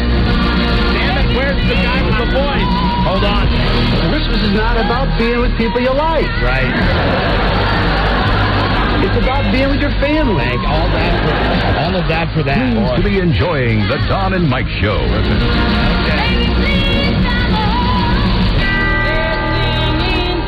Okay, we've set this Apprentice thing up. Yes. But we were on the telephone with the guys from Three Dog Night. Yeah. When the Apprentice loser was supposed to call. Uh-oh. Beth Ann gave her the bat phone number. So we don't have call waiting on the bat phone because with the Three Dog Night. One of those deals where they have our number, we don't have theirs. Right, they're going to call us. Beth Ann is tracking her down on her cell right now. She should have it in just a moment. Okay, either way. I think you should absolutely hire me. I have the Here you go. passion and the drive. I stayed up for almost 2 nights straight, 3 days straight, and I had employees that I inspired, even though I had previously fired them. I have the passion. I have what it takes. I don't think Kelly does. Kelly, why should I hire you? Because I've stepped up and delivered every single time. I seek the leadership positions. I don't shirk them. I think I am the strongest and most motivated person out of the two of us, and I'm going to have what it takes to run one of your companies. I want to lead. My background and experience are perfect I have a very good attention to detail while at the same time the ability to see the big picture. And that's, I believe, what you need for someone running one of your companies. So that was the last night where they got their final case before Donald Trump. And I know made the big decision. That the talk of his hair has been done to death. Yeah. But if we could just a moment, because I don't watch The Apprentice. I watched it last night because allegedly we're going to have this woman on, and we will or won't because of Three Dog Night. And if we don't, I'm sorry, we'll answer the questions anyway. Yeah. Here's what I don't get about his hair. It appears to be the biggest comb over of all time. It goes from nearly from his left ear all the way over to his right temple by his eyebrow. Yeah, I mean, if it was misplaced, if a strong wind came up and it wasn't shellacked down, it looks like, seriously, it would look like a flying carpet flying out of his head. This is what I had a question about. I'm sure he's got the shellac on, and I saw him on the Today Show with Matt Lauer. And it was some guy from The Apprentice give us the details on it one time? One of those guys gave us a theory, but what I'd really love to see is that guy waking up in the morning. Because I know, even with my hair, and I'm losing my hair, but when I wake up in the morning, sometimes it's got that Albert Einstein look. Or soaking wet would be funny, too. I'd like to see him pulling off a stocking cap. Hold on. Let's see if we got her. Hey, Jen? Yeah. Jennifer, hi. Yay. Listen, sorry we were on the telephone when you called. It's been a crazy day. Either way, we're so glad you could join us. So sorry that you lost. Thank you for having me. What? Thank you for having me. Oh, listen, so sorry you lost. It seems that the consensus really is the Donald picked the wrong person. I mean, have you been getting a lot of that? Yeah, it's been great, actually. I've been getting so much fan support. I think it was within about a half hour at the end of the finale last night. I had already received over 200 emails. And they've just been coming in all day. It's been really, really good. And we just played the tape of your final spiel there, and even on that, I mean, you killed him. You dust Kelly. The whole boardroom. It was like the rope-a-dope thing. You just kept pow, pow, pow, pow, pow, and he just kept. Well, I had a bunch more saved up for him, and Mr. Trump cut me off. So I was ready to go all night. I had a whole list of things. Wow. All right. Before your calls, go all night. Here's Trump saying that Kelly, the guy's the winner. This is a very, very tough decision. I have to be honest. Jennifer, Harvard, Princeton, top of your class. But, one of the problems was that your teammates did not really like you too much. Right here I knew that he was going to screw you. And Kelly, you had a very good record. I have a little bit of a question about leadership, even though you went to West Point. I'm not so sure that you're the great leader. I really am. I'm just not so sure that you're going to lead the way I want you to lead. He's true. I'm the not other guy's so an Army sure guy. That you can take that great military background and put it into business. Kind of wimpy, I thought. Jennifer, nevertheless, I have to say, you're fired. Kelly, you're hired. Jennifer, I want to ask you about that very moment. As everybody was watching that, did you feel with that enormous pause that maybe he was going to turn to Kelly and say, Kelly, you're fired? I really did. Throughout the season, just watching episode after episode, I was increasingly, aware that he was moving towards Kelly. It was pretty obvious just the way things had been edited and cut. They had taken out a lot of my contributions. A lot of negative stuff that had been said about Kelly was omitted, so I started to get a sense that maybe that's the way things were going from the editorial choices. Well, but at that one moment when he, looked at me and paused so dramatically, I thought, well, maybe he'll pick me. But I think he was really moving towards Kelly all season. I think last night was very much orchestrated to be a Kelly coronation. Right. So it wasn't a total surprise. If you had won, and they had given you the choice, which was obviously the softball of you want to go to Vegas or do you want to stay in New York on the Upper West Side? And obviously the guy was just climbing into Trump's prostate. I want to stay in New York so I can be in the same city as Donald Trump. What choice would you have made, honestly, Jennifer? Would you have chose Las Vegas or would you have stayed in New York? I probably would have. I live in San Francisco, but I probably would have come out to New York just because I have a lot of friends, a lot of my acquaintances and friends from college and law school are in New York. It's a fun city. So, I'm not that familiar with Vegas. I think Vegas is a fun town to visit, but I probably would have made the same choice. One of the things that Trump said to you last night was that you were not well liked by your colleagues. I would venture to say, in the Trump empire, there are not a tremendous amount of people that always want to give him a big wet kiss either, I would think. Well, you know what? First of all, that was really a gross misstatement. I had, a lot of good friends from the show, all the way really up until the final 4 or 5 of us. And at that point, hey, look at the source. I was dealing with Ivana, and, Ivana was just a real nightmare to me. She called me a fembot, a cancer. She really was just hugely personal, and I refused to stoop to her level. But, she got Kevin and Kelly on board with her. At that point, it's classic military strategy, take out the leader. They saw me as their biggest threat. So, do I really care if the 3 of them saw me as friends? No. All right, let's get I'm sorry, go ahead. Yeah, ultimately, I didn't want to lower myself to their level, and I wanted to take the high road. And ultimately, it didn't really matter to me. That's too bad. Because you seem like a very nice lady when I've seen you on the show, but it seems to me, and don't take this as a slam, I would say the same thing about myself. You're no stranger to the low road. Sometimes to win, you got to go to the low road. I think you got it in you. It's like a heavyweight fight. You didn't go below the belt. And you should have beaten the guy. You should have knocked him out. But in a case like that, you gotta maybe go below the belt. Sure, why not? Anyway, are you pissed? Are you pissed? Are you pissed that you lost? I'm pissed that I'm lost because I like to win and I'm used to winning. I'm a competitive person. But after watching the show last night, after realizing kind of what went down, it was illuminating to me. I think the Trump organization, they need to really rethink why they can't hire smart women, why they have, one token woman in Carolyn Ketcher. There you go, I tell you. And they keep on hiring the same, male clones. And fire, you know what, you really, are on fire. After last night, I really think, it's a TV show, but hey, I think Trump might be very surprised at some of the fallout because of last night's episode. Because I was thinking the same thing. There's another little clone for the guy. And Jennifer, last thing before we let our callers get a hold of you, and everybody's got questions about that. And thank you for coming on because this is like the only radio interview, that you're doing. The guy that won last year, when Trump called him up, he looked to me like a cold fish. He looked like he didn't have any confidence. Do you think that after a year, if that guy's not performing, Trump will unceremoniously dump him for the new flavor of the month? And did you get a feeling that guy Bill Rancic had it together last night? It's interesting because at the after party I saw Bill and I saw Kwame, and Kwame looked a hell of a lot better than Bill. Yeah. Be careful what you wish for, right? Yeah, Kwame looked like he had a ton of confidence. He's got many, many great things going on.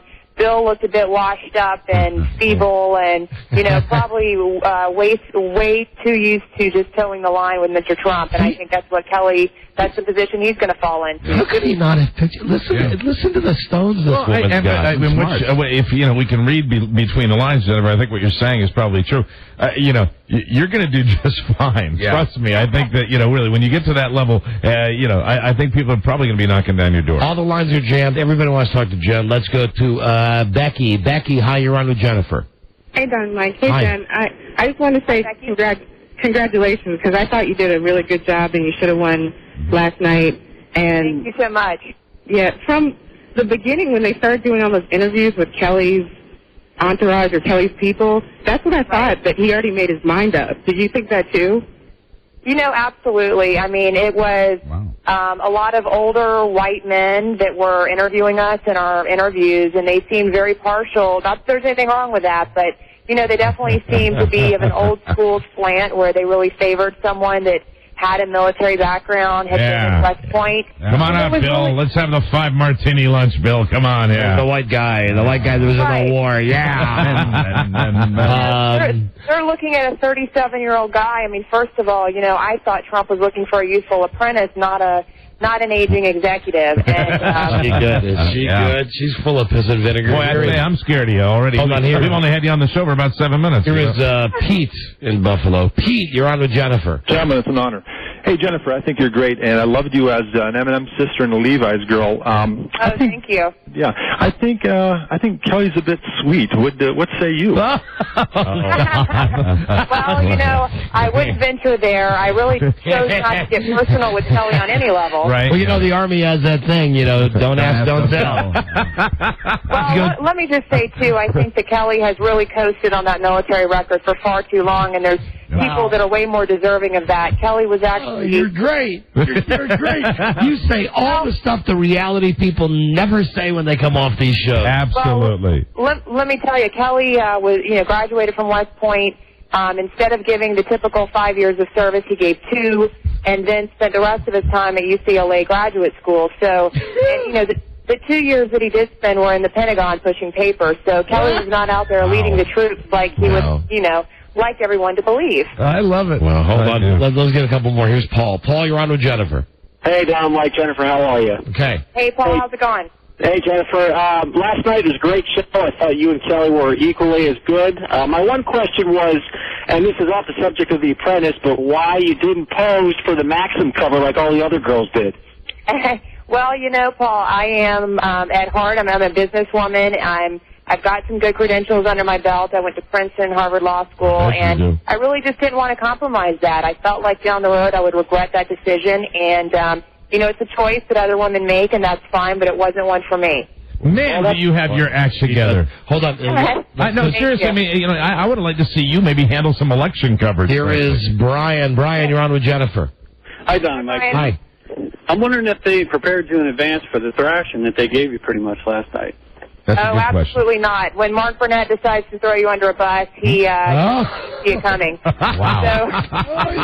You're great. Great. I just get the impression we're going to see a little more of this lady, I do believe. Now, listen, when you go out and they put you on the whole gravy tour next week, and I know you don't get as much as Kelly does, but you're going to make the rounds. Are you going to be as outspoken when you go on, whatever, the Today Show or Oprah?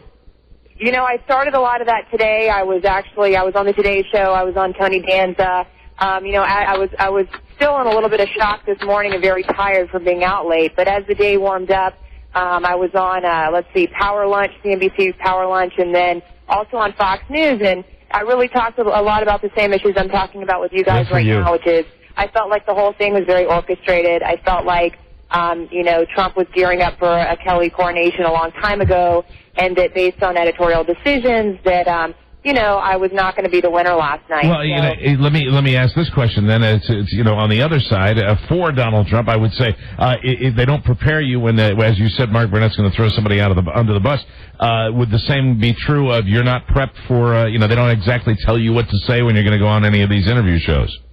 Oh, no way. They definitely do not tell us what to say. Okay. We're all under a contract. I can't, reveal secrets of the show. Mm-hmm. But I can talk about my impressions. And, and obviously, I feel like, they definitely did me a disservice last night. And so I feel like I can be candid today and tell the truth of what's going on. Yeah, a breath of fresh air. Okay, one more, and this is the guy's been waiting the longest. This guy's been waiting over 20 minutes now. Oh, goodness. Mike, hello, Mike. You're last to talk to Jennifer. Mike. Hey, thank you for getting me on. Hi, Don and Mike. No problem, Jen. dude. How Go you ahead. doing? Hey, Mike. Great. First of all, 2 comments. One, Trump's decision was as messed up as his hair. My main problem was messed up. I can tell you when he paused and was looking at me about to tell me I was fired, it was very distracting just looking at that hair. I can only imagine. Girl. I mean, my whole problem was that Kelly seemed way too passive-aggressive. He never wanted to step up to the plate and actually tell somebody, hey, look, shut the hell up. I'm in charge here. And you, by the other token, were an absolute pit bull in supermodel's clothing. I mean, it was beautiful, especially in the boardroom. A fan. And my main question was, besides regular professional self-control, how did you keep from smacking Ivana upside the head? What a slut. Wow. It was hard. I mean, if there's anybody I wanted to throttle, it was Ivana. But, again, I just kept reminding myself, well, first of all, I draw upon my southern roots. I was raised in Georgia, and so I was taught to, always be a lady, and Ivana definitely pushed that to the outer edges. Oh, I mean, yeah, it was ultimately, I just kept saying, you know what, she's her own worst enemy. She's going to eliminate herself, and I have to concentrate on my own game. So that was my strategy. Jennifer, we've had all these reality people on. You moved to the head of the class. You are the first, and we think great things will happen for you based on this. And you get out there and say the same stuff you're saying. Really, I mean, this is really impressive, and it's not the same stuff you always hear. Right. And it's been a refreshing opportunity to talk. And really, you should have won. You kicked his ass, but you'll have a great life. And thanks for coming on our show. Hey, thanks, guys, so much. You were awesome, and thanks to all the great callers out there. I appreciate it. All right, good luck, Jennifer. Thank you. Thank you. Take care. Bye-bye.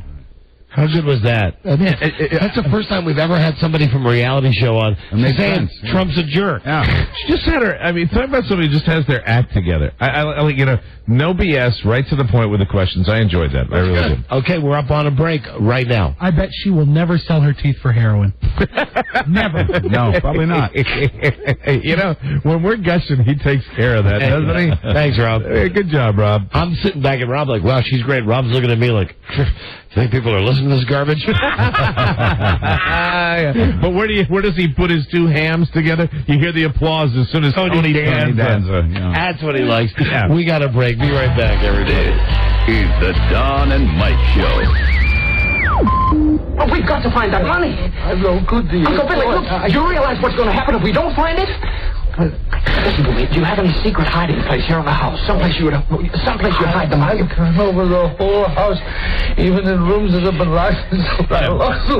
Hit him. Listen to me. Take it. Cry, Uncle Billy. You always get mad at Uncle Billy, Mike. I can't leave anymore. Where's that money, you silly, stupid old fool? Yeah. Where's that money? Give it to him. Do you realize what this means? Yep. It means bankruptcy and scandal and prison. Uncle Billy. That's what it means. Right. One of us is going to jail. Well, it's not going to be me. I love it. It's funny. Stupid man. This is Jeremy Coleman speaking for the Don and Mike Show. Happy Christmas and a Merry New Year from Don Geronimo, Mike O'Mara, and 98.1 WPEK. Did I hit him? Oh, we've got to find that money. Okay. This is Jeremy Coleman speaking. What's happening? He wouldn't go down the first time. Not easily. God, I hate Uncle Billy. I can't believe I said that. I know. I think he would go down the first time. You wouldn't have to use a bullet. And have a start. The Don and Mike Show. I know what we got to do. Hard. We got to catch up. And I don't mean catch up, I mean catch up. We got to make this no, we got plenty of time, I was saying. That's a normal size break. Mike, we have no one for Rich Eisen today. So... We have no one. Oh, I mean, we have no special tape to play for. So what I'm going to do, I'm going to call the hotline now. And we're not doing the full-blown bit. Right. But it would be great if you'd pick up the phone, and we can record you pretending to be Regis. Oh, this always works. And see if we can fool Rich Eisen with the tape of Mike. There, I've dialed the number. Hello? Okay. Are we rolling tape in the other room? How are you? Because we have to make it appear that this is like in the context of a regular broadcast. How are you? Would just say, and Regis finally, congratulations on, okay, here's where we'll pick it up. On my mark. Regis, again, congratulations on being on the Dick Clark Show. Thank you, Don and Mike. Always a pleasure to have you guys. Anything I can do for you. The last thing I wanted to ask you, do you know who Rich Eisen is? I don't. Oh, come on. Yes, you do. He's on the NFL network. Rich Eisen? He used to be... God, that's embarrassing. I'm not sure. He used to be on ESPN. Listen, Rich Eisen. The sports guy. Yeah, now, he's going to be on our show. I think I remember that. He's going to be on our show. Would you say, this is Regis Philbin, Rich Eisen is a jerk? Sure. There we go. 3, 2, 1. Hi, folks. This is Regis Philbin. I don't know him very well, but I understand he's got nice eyes. But he's a jerk. I'm talking about Rich Eisen. Yeah, that's right. Regis telling you he's a jerk. How's that? Did I do all right for you? Hold on a second. Michael? Michael, I've got a cramp in my thigh. Would you rub it out? Okay. Thanks, Regis. Hey, always a pleasure. Okay, did you see me on the Trumpster show? I did. You suck. I did a great job, didn't I? You might as well have given him a prostate exam. Boy, you really aced it there. That's what I'd really like to do. I know. Is Michael... Merry Christmas to you. Is Michael Milky... You don't have 8 maids of milking. No, I have the medicine I'm on, and I'm having some difficulty with cramping. And when I do, Michael comes over and he rubs it out. Listen, and he rubs out the knots and the kinks. That's nice. Eat one, old man. We gotta go. Hey, pound sand. Hey, Mike. Yeah. Hello. Mike. Yeah. Hi. I just like talking to you like you're Mike. Okay. Yeah, how you doing? Listen, I'm not feeling well. I won't be coming in today. I'm in the hospital. Okay, come on, hang up. Thanks so much. I just want to say I really love the show. And how much does it cost to produce? No, I'll go back. That's a good question. How much does it cost? How much? Oh. I don't know. He heard him. What happened? What happened? What happened? One of the 17 million pound oak doors that we have with the equipment that just sits here and lies out here because people don't have the initiative to put them back. Just cut my leg open. Good heavens, you're bleeding. I'd file a workers' comp claim. Look at this. That's safe. Oh, come on. You know what? You gave it up for the show, and maybe we can fool Rich Eisen with that. Yes. I think that was strong enough that we can play that I tape. don't know about and we the can front fool part. I think I took away. Sometimes I take like a bit of a 5-second beat before I get into the voice, and I don't know if it sounded too much like me at the beginning. No. How are you? You know, it's like that. I think we'll cut past that. We'll just go right to the part with... Hi, this is 3, 2, 1. All right, very good. Philbin. Now, bear with me. I'm going to go. Now, are we going to reveal it to him, or are we going to keep him in the dark? You haven't decided yet. We'll see. No, I've not. Okay, very good. See, I email Rich let's be honest. I email him every day. He very rarely writes me back. He only writes back on Fridays when it's something to do with the show. Otherwise, I send him emails like, Dear Rich, saw the show tonight. You really should buy some better hose. I hate to see Rich Eisen on TV when he crosses his legs and you see that bit of skin. Boy, oh boy, he's going to think you're a stalker. But your eyes were sparkly. Yeah, so I send him those emails constantly. No, I'm kidding. I write him one email a week about, games to pick. We go back and forth on that. And I wrote, P.S., we'll have a special celeb for you today. Very good. So, being as we didn't have one, I'm glad you could help out. And Absolutely. If we fool him, we'll tell him. Sure. We'll tell him next year when we're back in 2000. I thought you were going to ask for George Lopez. 2005. Hello, Mr. Eisen. This is George Lopez. If you got the blues. Give me a break. I still got all that stuff. This thing, I hope we go south on these George Lopez tapes. Right. I hope we do. We're not sick of them yet. No. And I got the feeling we come back from our hiatus and we're still not going to be sick of them. I think you might be right about that. You should see these. Traffic and weather every 10 minutes on Sports Radio WEA. These numbers can't be right. I can't lose half my audience in 3 days. Have my audience in 3 days. Christmas classic. What's going on? Here's the best one. You're on with the bum. Pete, if you're out there, call back. You're on with the bum. Hey, can you believe Deion Bailey did it again? My man hit a three-pointer at the buzzer to win the game. Actually, Bum, I'm feeling kind of blue. Well, then change your shirt, Paul. Does anybody out there want to talk sports? And now no one's calling. They got a shot of the telephones and all the lines are not ringing. Dead. I'm sorry. Paul, if you're still listening, call back. Okay? You can tell me all about your blues and... Oops, and I'll tell you about mine. Yes. Okay, I'm running out of time. This is the last chance to get these in before the end of the year. Okay. I'm going to go rapid fire on this. Quick! Okay, Lisa Marie Presley, you mark my words, she is in financial trouble. Really? She has sold Graceland and a lot of EAP, the controlling stake in Elvis Presley Enterprises. Wow. Or EPE. She's keeping the house. Yeah, the Graceland itself. Anyway, imagine this. It's Elvis and everything that goes along with marketing Elvis, including Elvis wine, Elvis wigs, Elvis suits. She sold 85% of everything Elvis for $100 million. Now, you tell me something, Jack. Man. Does that sound like she might have some financial troubles? Over the past 2 years, and I keep track of this stuff, they've generated like $65 million just in the last 2 years. Wow. So I don't know, is she smart like her old man? I don't know, but that sounds to me. That's an awful lot to give away. That's an awful lot of... When we say she's keeping the house and the revenue that the house will... No, she's just keeping Graceland like it's her house. She's letting this new company run the tours and everything. Okay. She's She just owns the retaining house. Oh, okay. But she signed away all the good stuff that comes with being Elvis's daughter. Wow. The chance to make the money on the shampoo and all the the glasses. And I don't get that because, I mean, that would be a cash cow for forever. Forever. Yeah. Okay. So anyway, wanted to mention that. Also, Michael Jackson is having problems with Debbie Rowe, the girl who allegedly gave him a couple of those kids. She's a handsome woman. She is. Anyway, she's suing him now because she wants to see Prince Michael, her kid. Of course. And they're hiding that. Oliver Stone. I read this today. This is great. The movie Alexander came out. No one goes to see it. Yeah, with Colin Farrell. Here's why. Oliver Stone. Where did I read this today? New York something or other. It's because Americans are stupid. People in America are so apathetic to ancient history. They're just stupid. They don't study the classics like they do in Europe. So there's a significant difference in reaction. I know this. I've seen this movie open in 12 foreign countries in the last month, 12 super openings. Nothing like stupid American audiences. Hey, dude.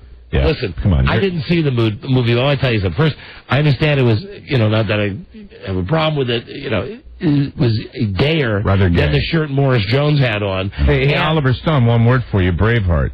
Even my wife, who loves all that crap, she said, this is like the worst movie I've ever seen. 3.5 hours of junk. William Wallace was a far more obscure historical figure than Alexander the Great. It's because we're stupid. And Mel Gibson kicked ass. It's because we're stupid. Here's your new word of the day. This is going to be new for 2005. Gallimony. Gallimony? Gallimony is when two lesbos get together and they're not married and they decide to get divorced. I told you that Ellen DeGenitals had broken up with her girlfriend for that. Now she's with Portia de Rossi. Portia de Rossi. Let me see. Alexandria, how do I pronounce his last name? But she's on Arrested Development. Or no, the girl on Arrested Development. Portia de Rossi. That's Portia de Rossi. That's the one Ellen DeGeneres left the other girlfriend for. Right. The other girlfriend says, now, I want part. She wants part of Ellen's pie. Oh. Ellen's financial pie. Oh, I see what you're saying. In exchange for getting kicked out of Gallimony. I understand. Gallimony. Yeah, Gallimony, part of Ellen's pie. Rocking around the Christmas tree, let the Christmas spirit ring. Oh, thank you. Later we'll have some pumpkin pie. Okay. Barbra Streisand had a polyp removed from her colon. Oh, dear. I tasted it. It's fine. Everything's okay? She's fine. Don't worry about it. You like the gummy bears. Give her the old chew test. Lyco's top internet search terms for 2004. Number 1 was Janet Jackson with her boob, of course. Then Paris Hilton. Number 3, Clay Aiken. Number 4. Wait, hold on. Clay Aiken? Yep. Right. Number 4, Britney Spears. And number 5, Nick Berg. That poor son of a bitch that got his head cut off. Oh, dear. That's what's happening there. Sharon Stone is suing some doctor, plastic surgeon. She says she never got a facelift. Believe it if you want to. According to EmpirePoker.com, the majority of people in the world would like to play poker with Pam Anderson. She's the number 1 choice. Number 2 is Dennis Rodman, followed by James Woods and Tony Hawk.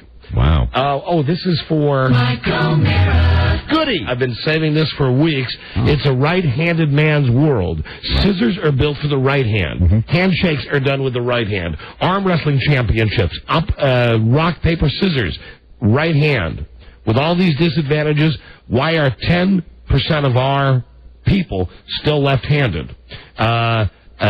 Listen to this. Researchers at the University of Montpellier, thank you, in France, they say lefties are still prominent, even though they're such a small percentage like Mike, because they're better suited for the aggression and fighting of the American society. And left-handed people will survive in a violent society more than right-handed people, and here's why. So what's your point? Our brains assume that anyone we fight will attack us with their right hand. From the right hand. We are accustomed to fighting people who favor the right hand, so lefties have an instant advantage.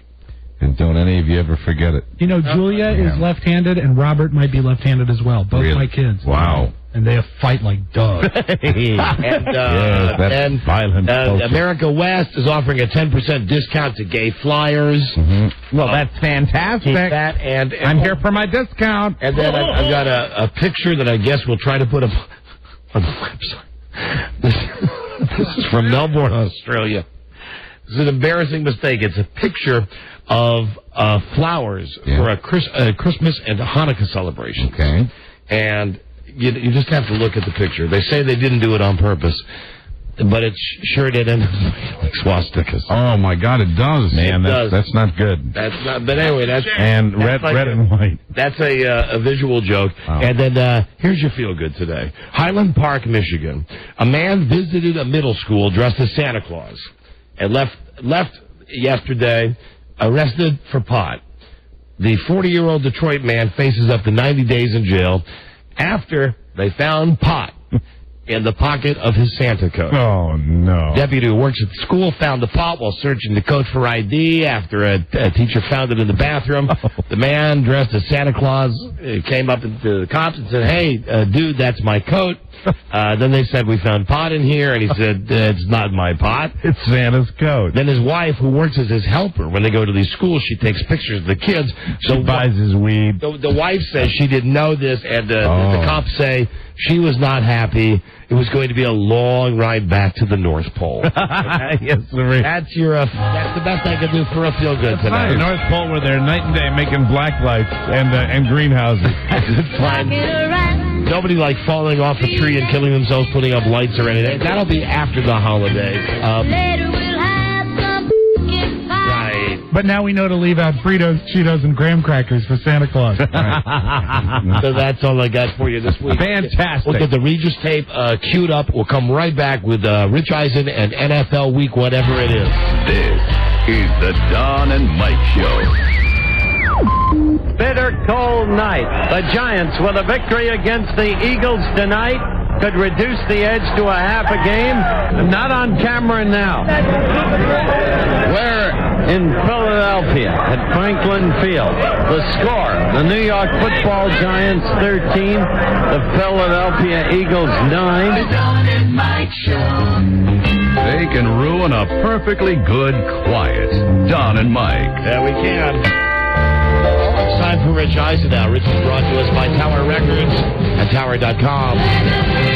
No one has a bigger selection of the music and movies you love than Tower. Rich is the host of NFL Total Access every night at 7 and 10 on the NFL Network. Hey, Rich. Hey, now. How are you guys doing? We are doing fantastic. It's our last show before the end of the year. Oh, boy. This is... touching. Did you do your end of the year show? We laugh, we cry. Oh, yeah. I get cloudy on this show, and I have to tell you, Rich, big fan I am of you, and I think you're great on this show. You're great on your show. You're great on this show. And today, we're going to talk football after some other stuff. Would you like the chance, Rich, to give away $1,000? Oh, my gosh. Yeah, now, everybody... I was born to give away cash. Okay. Start calling now. And later, in a couple minutes, we'll have Rich take some calls, and you just be totally subjective. Whoever strikes your fancy, Rich. And don't feel bad about telling the first guy to pound sand or a girl. Well, I don't understand what's the criteria. The criteria will be you will say hello, and they will say hello, and if you like them, you keep them. If I feel the vibe? If you feel the vibe, you dole out the cash. So whoever best kisses my ass gets that might be a good suggestion. Wow, that's right. Great criteria, guys. All right. Okay. Before that, on NFL Total Access, I saw you had a guy in the Fantasy League, your Hollywood Fantasy League, Nick Pacai. Yes. And I have to mention, I bet he doesn't remember me. Okay. But I want to tell you a little guy with the skinny little mustache. Yeah, he's kind of fat like we are. Okay. Here's the deal with Nick Pacai. Do you remember when I did the Redskins pregame show? And I had it when ESPN News first came on the air. Right. I had a chance. I went up there and auditioned, and actually for 3 weekends they ran like these little. They were supposed to be comedy skit pieces, like my inane, moronic thoughts on the NFL. And they ran them, I think, for 3 weeks, and then they told me, "Listen, you stink. You're awful. We don't have a place for this on ESPN News." They were just starting it up, but that guy Nick Bakay was a big help to me. When I went up to Bristol for whatever reason, he was hanging around, and then I met him again because we were on the set of King of Queens. Yeah, he writes for King of Queens. Right, and I saw him, and I said, "Hey, I met you at ESPN. You helped me out with some segments that really sucked." And he looked at me like, "I have never met you before in my life, no dude." Kidding. He's one of the nicest guys. He is, and he truly is funny. And for someone like me, all he said was, "Don't worry about what you're saying. Don't look at the prompter. Just go with what you think is funny. You only got 90 seconds to fill." And I remember one thing he said. He said, "If you really suck, you're not going to last more than a couple of weeks, so go ahead and give it a try." And as it turns out, he was right. It was like a 3-week. Lasted 3 weeks. So please, he's really funny. He's got a great mind, and when he and Paul Rudd in our fantasy league, like most people who play fantasy football, probably came down to this Monday's game. I'm sure most fantasy leagues just had their last week of regular season football. Yeah, ours did, right. And came down to Monday night's game, and he had Derek Mason, and Paul Rudd had Trent Green, and we called up Nick on the set of King of Queens or in the writers' room, and he didn't have a TV in front of him, so he sort of called the play-by-play the last 90 seconds, and it was pretty neat. And we told him we'd like him to come in like 2 days and handicap the actual playoffs that he didn't make. Funny. That's what he came up with him. Good episode of your show. The preparation that he did for that was amazing. Mike, because I saw that, and he's a talented guy. Because I was watching the show again. They're very good, Mike. The thing that I'm most proud of my work on the Don and Mike show is your transformation. Quite frankly, thank you very much. I think I've lost the caterpillar to the butterfly. Thank you. And the one thing this guy, Nick Bakay, said, he was talking about some other guy in this Hollywood Fantasy League. He said, he's the Duke of the Dutch Oven. yeah, I remember that one, right? And that's, Rich, that's why it's great. Was he like the Greek? Didn't he call himself the Greek? He was Nick the Not-So-Greek. Nick the Not-So-Greek. My favorite thing was he said that the Raiders, the Chiefs' defense had given up more ground than the French army. That was my favorite line that he came up with. He's a funny dude, and he doesn't remember me from Adam, but if you get a chance, just I will. You remember he's going to come in next week and bring his shtick again to handicap our final. I mean, we'd be foolish not to have him come back. He is great. Let's see, Rich. Also, we have a celebrity greeting for you this week. Oh gosh, my gosh! Get to these phone the parade continues. Still reverberating with all my friends. Now, this one I think you'll be pretty happy with. I'll tell you, giving you a lead in that today on the show we had Three Dog Night. The loser from The Apprentice, and then this next person who's going to be taking over for Dick Clark on New Year's Rock. Regis Philbin. Can we roll, please, for Rich Eisen? 3, 2, 1. Hi, folks. This is Regis Philbin. I don't know him very well, but I understand he's got nice eyes. But he's a jerk. I'm talking about Rich Eisen. Yeah, that's right. Regis telling you he's a jerk. And there he goes. Impressed? I'm stunned. I'm absolutely stunned that some legends of television, Shatner and Diller and Philbin. And Philbin, for you, baby.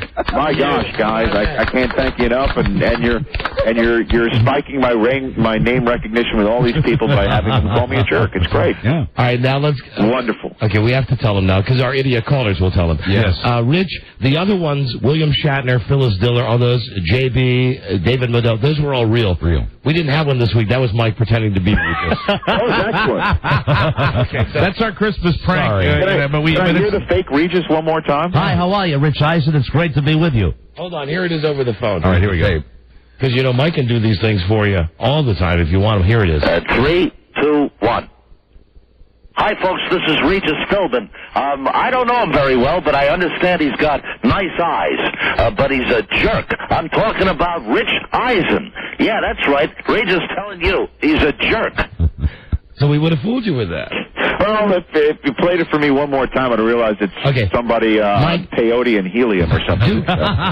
Do George Lopez and see if you would have fooled Rich with George Lopez. Hey, I've got to say right now, you're incredible, Rich Eisen. I'm an enormous fan. I really just like to say, everybody watch Rich's show on NFL. It's fantastic. I watch it every week.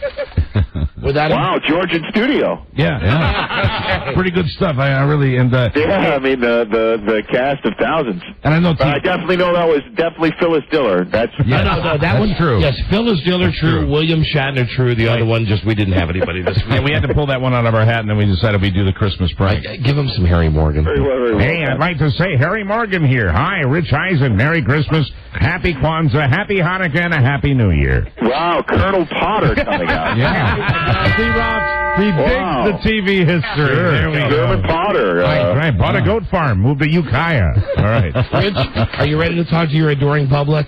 Sure. But and somebody gets to win a grand if I like them. That's correct. And feel free, Rich, to just be a swinging, if we do it all the time. Just say, if you don't like this person, sure, move on. It's all you, Rich. Boy, what a responsibility I've given. Start with Dean in Green Bay. Dean, you're on with Rich.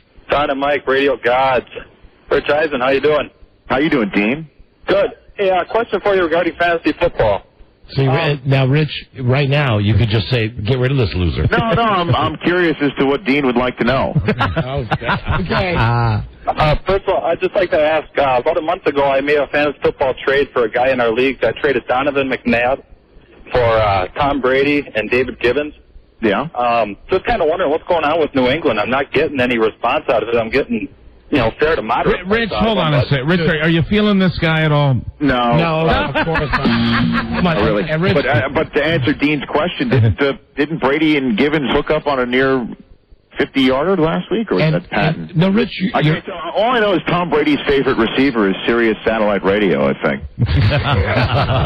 Here is Cheryl in Iowa with Rich Eisen. Cheryl. Yes, hey, Don Mike, Radio Gods, Mr. Eisen, happy holidays. It's great to speak with you.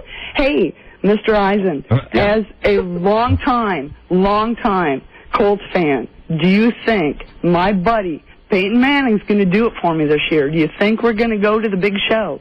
How's those testosterone shots going for you, honey? Cheryl, how's that going for you? They're doing good. Hey, I love you guys, and it's just an honor to be on. But really, what do you think? I listen to you every... What? I don't believe it's going to happen for you. There you go, Rich. That's it. Well done. My guy. Let's go to Jim in the great state of Maine. I was talking about the Colts. But, okay. It's tough for the Colts to do it. Well, they may, but I don't know. Well, that's 2 disappointments and 1 call for her. That's true. Here's Jim in Maine. Jim. Somebody's got to come away with the cash here. Hello, Jim. How you doing, Don and Mike? We're doing great, and Rich Eisen. How you doing, Rich? I'm fine, Jim. How are you? Wonderful. How about your day on Jim Rome? Are you looking forward to that? Yes, that's coming up in a week, I think. And unfortunately, we have to make the call here because that's mentioning another radio show, which is. I was about to say isn't that a major faux pas? Yeah, it's a rule violation. It's cool if we do it, but not cool if they do it. And that guy was just trying to jerk our chains. I love hanging up on him. Here's Lynn in Delaware. Lynn. Hello. Hello. Don and Mike, Radio Gods. Don't you just want to cancel her out right now, Rich? Oh, Lynn sounds very nice. All right, very good. Oh. You're still alive, Lynn. And Rich Eisen, sports and football god. Nobody's told you that yet, have they? All right. Don't you want to throw her back, Rich? Yeah. Hey, yeah. We're helping Rich here. What's with your listening public here, guys? They're retarded, Rich. I mean, count our gray hairs. Here's Pat in Buffalo. Pat. Hey, Don and Mike. Rich. What's happening? How you doing, Pat? I'm doing fantastic. I think you're a comedic genius when it comes to the television commercials. I really enjoy them. Get him $1,000. Winner. You are so easy. You are so easy. Yeah, buddy. That's the way to kiss. That's right. That's what I'm talking about. That $1,000 came off faster than a prom dress. I swear to God. Boom, That's it. He's done. Wow. All right. Pat came correct. That's right. Pat in Buffalo, 92.9. Correct. WBUF. Big Bills fan. Pat, enjoy your $1,000. Now, Pat, do you really enjoy Rich? I really enjoy Rich. I'm not that big of a football fan, but I love his commercials. I know that sounds lame to you. No, it doesn't. I think that's right on the money and very keen analysis. That's incredibly lame. I love it. I'm really not a football fan, but I love your commercial. I love it. Unfortunately, he thinks I'm Bob Lee. After 4 missed Super Bowls, kind of football gets sour up here, you know? Hang in there, pal. All right, Pat. You still got a few weeks to go here. Yeah. Pat, just shut up and take your money. Thank you. Hold on, Pat. If Pat stayed on the air any longer, we might take it away. It's time for androgyny. It's just Pat. And Rich, it was very nice of you to attempt to answer those dumb, fantasy questions. Rich, I'm thinking of starting Tiki Barber this weekend. Is Peyton Manning going to do it for me? Okay, let's pick the games and let Rich go. Fantasy football is one hair's breadth above Dungeons and Dragons. I could not agree more. Amen, brother. But it is very popular, and we must address it here on NFL Network. Shut up! I love it. It's the land of the nerds. The only thing that's missing is if you have to, whatever Tiki Barber did depended on the roll of a 20-sided die. That's the only difference. I want to tell you something, Eisen. You're mocking it, but you're mocking the hand that feeds you, boy. Yes, I learned from you two guys. Listen to what you just treated your listeners. Absolutely. Well, yeah, and that was a good crop. And that's 20 years of that. All right, Rich, let's pick these 5 games this week. Here we go. Starting with the Saturday night game, Carolina at Atlanta. I'm going to take Carolina. Oh, what are you doing, Rich? You got to go somewhere? That's your echo. I'm sitting here. Sorry, I had a little skip there. That's what I don't know what that is. Yeah, there seemed to be a little, I don't know. One of you guys need a lozenge or something? I don't know what's going on. I think we're okay. Carolina at Atlanta. I do believe Carolina needs it more. I'll take Carolina. Take the Falcons. Wow, fascinating. Thank you. Baltimore at Indianapolis. It's a big game. Fascinating. I love your commercials. Baltimore at Indianapolis. Hate to go against the Ravens. There's no way Peyton Manning doesn't throw for whatever he needs to. Mike, I'm taking the Colts. Peyton Manning is hitting his stride. You got to go with the Colts. Can't argue with you there. Seattle at the Jets. And you're right, Rich. Rich sent me a note this morning. I got that wrong. It was the other way around. Show off. Jets. Seattle's the weakest team in the NFC playoff hunt, I think. I'll take the Jets. It's going to be one of those one-game weeks for us. I go with the Jets also. All right. Buffalo at Cincinnati. Big win for Buffalo. Well, I'm not trying to agree with you, but I like the Buffalo Bills. And well, it could be. It's just the beginning of a great weekend for Pat. Then. Mm-hmm, absolutely, Pat's going to be a happy man. Yeah. It's going to reinvigorate his interest in the NFL. Yeah. And one more. And Denver at Kansas City. Yes, the Kansas City Chiefs. I thought Denver was lucky to win last week. Mike. No. I'm going to go with Denver just because I want to be different, and that's when I usually fail. Good. Wow. No, you smoked me last week. Rich, that's it. You're off the hook. We'll talk to you in 2005. Yeah, Happy New Year and the holidays. And again, same to you. And Rich, now you're going to have the crazy schedule with all the games on Saturdays? Oh, yeah. We're on live right after the games on Saturday. Anytime there's a Saturday slate and in the playoffs, as soon as the games are over, if the last game's over, I will be sitting here live with Rod Woodson, Terrell Davis, or Lincoln Kennedy. And this Saturday, it's Rod Woodson and Terrell Davis. Also, I should point out after Monday Night Football. That's correct. That's a damn good show. I stay up and watch. See, Mike, you should have known that. I was right there. Well, I did. It's right after Monday Night Football. Still got a ways to go, Mike. I know. I'll be working on it. All right, Rich, listen, you have a great holiday. We're huge fans, and we could not be prouder that you're on our show every week. Yeah. Likewise. This is a lot of fun, and now I'm giving away cash and prizes, and on the business end of fake salutations from Regis Philbin. There you go. Regis says, Rich, have a great holiday. We'll talk to you in 05. You got it. Take it easy. See you later. All righty. That's Rich Eisen, everybody. That's fun. That's my man. Ain't he great? That's fun. And I thought, there was a little hesitation there with the Regis Philbin. Didn't think we got him, but we got him. We got him good. Rich is brought to you by Tower Records and Tower.com. Tower is your only source for music and movies. Every store is staffed with experts who will help you find your next CD or DVD. Your releases from Eminem, Destiny's Child, Shania Twain's Greatest Hits, and more. Relax, do your holiday shopping at Tower. Tower has the stuff everybody wants. If you're not sure, give a Tower gift card by online or find your local store at Tower.com. Tower Records, everything worth giving is here. Rich is on the NFL Network, NFL Total Access, every night at 7 and 10 o'clock. If you don't get it, call your local cable or satellite provider and go to NFL.com.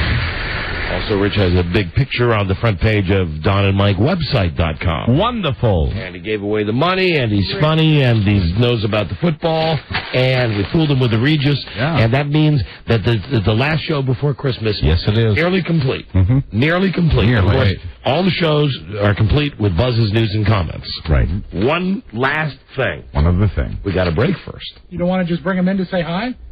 I don't know how he's feeling. He's still upset, you know. I'm not sure how he's feeling either. I think we better wait and let Mike take a throat lozenge or a cup of tea or something. You might be right. Oh, surprise. Listen, everything. I fooled all of you. The traditional Hamburger James story. No. Coming right It's the Don and Mike Show. Come on up there. Ho, ho, ho. Ho, ho, ho.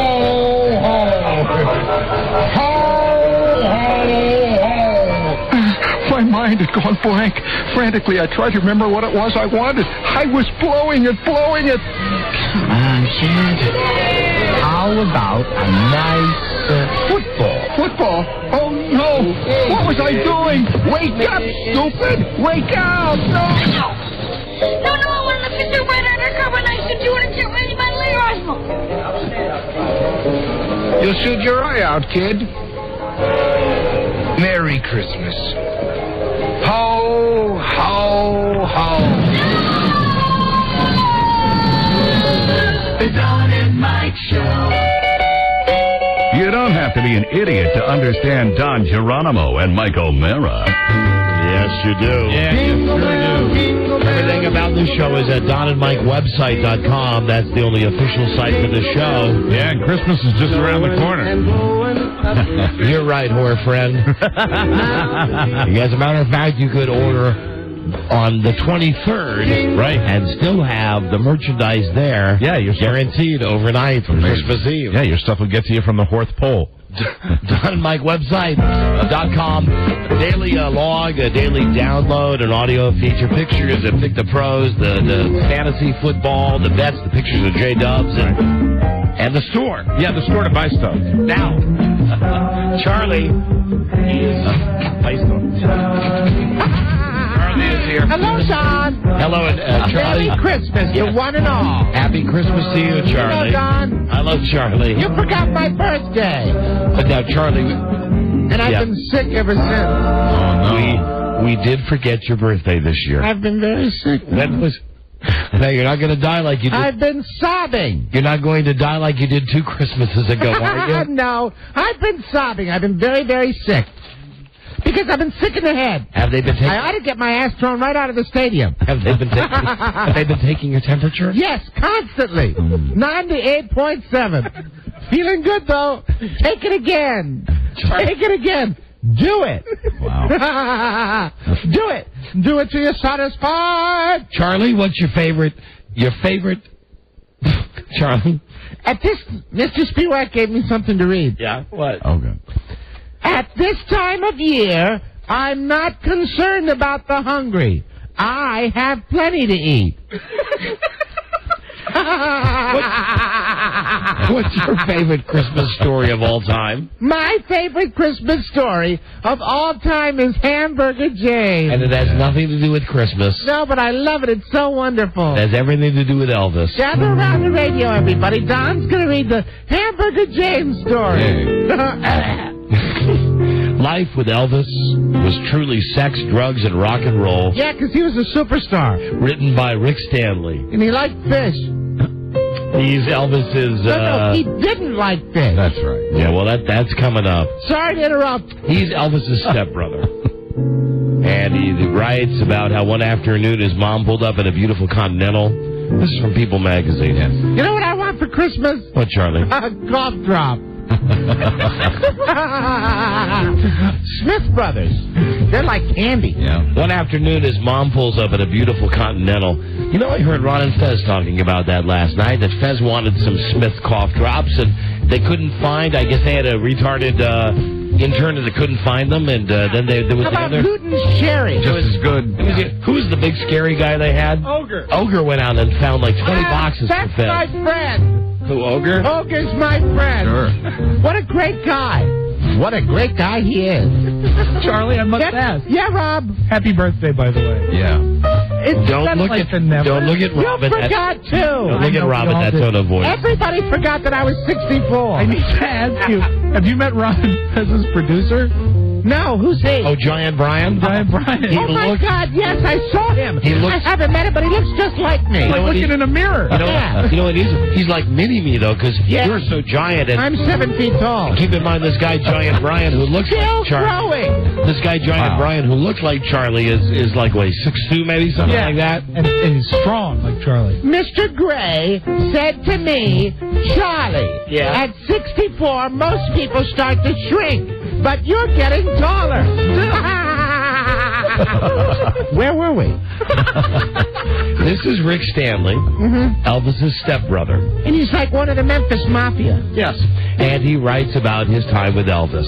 Yep. Eventually, I took care of Elvis when we were traveling. His time with Elvis. Snack time. I did everything. I make sure all the meals are taken care of. I take care of his wardrobe and jewelry. I tape up the windows so the sun can't get in. I set up the room and carried his kit. Yep. That contained all of Elvis's medication. That's got his drugs. When he would come off stage, it was my responsibility to get a towel around his neck, a glass of water in his hand, his coat on his back.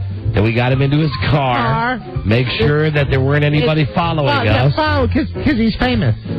Girls were always available. Yeah, anytime, not a day. Always. Anytime, anytime. It wasn't a matter of picking which ones Elvis wanted. My kit is full of thermometers. Both kinds. He wanted a different girl every night. Don't mix them up. Elvis had to have somebody in bed with him. I don't think sex was involved lots of the time. He hated to be alone. If there wasn't a girl in there, I'd sometimes sleep at the foot of his bed. You been out to the lobby? Have I? Yeah, your tree sucks. Yeah. It's better than the one we had last year. Yep, the one we had last year was none. That's right, Charlie. None, like on the dreidel. When Elvis wanted a girl, someone would go find him one. We called it trolling. Get a girl, like fishing. Elvis would look around and say, "Boys, it's time to go trolling." And we do it that way. Someone had to go downstairs. Let's go get him. Select 4 or 5 girls for him to look over. Right on, Don. It was a routine. When I was gone, Elvis would get out stuff to talk to these girls about.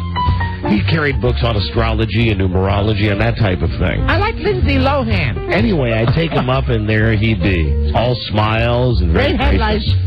Elvis would make women feel wonderful. They'd sit in the suite for a while. Elvis would look him over. Then he'd let me know which one he wanted to stay. I'd instruct her, tell her what Elvis liked and what he didn't like. I would tell her if things worked out in a way she decided she wanted to spend the night, and I knew she'd already decided or she wouldn't be there. I wish Christmas came every year, Don. There were things that she would want to know. Hey, Don. Yes, Charlie. It smells like Morris Jones. He was here about 3 hours ago. Baby powder. Yeah. Stay classy, San Diego. Christmas. Yeah. I told them Elvis liked to eat in bed. So I'd set a table on the bed. Don't choke, Elvis. I'd tell the girls that Elvis always ate and slept in PJs, and I left his PJ tops in the bathroom for them, and I would tell them Elvis insisted everybody be very clean, so they have to take a shower before they put on the PJs. That's right. I can't wait to vote. I told them they could order anything they wanted to eat. Yep. But Elvis hated the smell of fish. Yeah, he doesn't like fish. Keep it away. So to get away whatever they wanted, they could get whatever they wanted, but stay away from fish. No fish. Elvis hates the smell of fish. Also, I told all of Elvis's girlfriends to brush their teeth after they ate, that Elvis always did that. You know why he hates the smell of fish? Why? Too fishy. And I would put a new toothbrush in the bathroom for them. I'd always take a big batch of toothbrushes on the road with us, a big double handful. Hi, Joe. So I messenger. Better focus. The kit was everywhere with Elvis. And I was the guy designated to take care of it. If Elvis went out for a drive, that meant I brought Elvis's kit. That's right. It had all kinds of uppers. Dexedrine, Black Beauties. Then you've got the Class A Percodan, Demerol, Codeine. I brush my teeth never. Barbiturates. Towards the end, Elvis had liquid Demerol and needles. That's the good stuff. And he had money inside the kit. $10,000 in a wallet. And Feeneman gum. Well, that's coming up, Charlie, yeah. Feeneman gum. Elvis's makeup. Help! Driver's license. And a lot of jewelry. Elvis started taking prescription drugs from his mom. I sold my teeth for licorice. When he was a young man. I got them in the back, but they grew back like a shark. A lot of big money performers think it's a lot of fun to have servants hanging around. Look at my teeth. There was a guy that ended up working for Elvis, helping me. Here we go. He didn't have much of a job. Right. Mainly he went for stuff like hamburgers. We all called him. We all called him Hamburger James. Well, this is the part of the story I love. I'm in Elvis's suite one day. I'm flirting with diabetic shock, Don. But I'll be okay. He yells out from his bathroom that someone's been in the kit. Oh, no, it's Hamburger James. He said things were missing. Get 'em, boys. Money and pictures. Yep. Ran all over the place. Drugs. The only person that we couldn't find... What? The only person they couldn't find... Was... Hamburger James. Elvis. This is where the story gets really great. Yeah. Elvis was more than mad. Yeah, he was so angry. He was in a wild rage. Oh, he's angry. Spread to everybody. You see, Elvis had pictures in the kit. Yep. They were pictures of Scylla. Personal. Hamburger James took some of those, and Elvis was hot. God damn, was he hot. Everyone's running around looking for Hamburger James. Go get him. Someone says...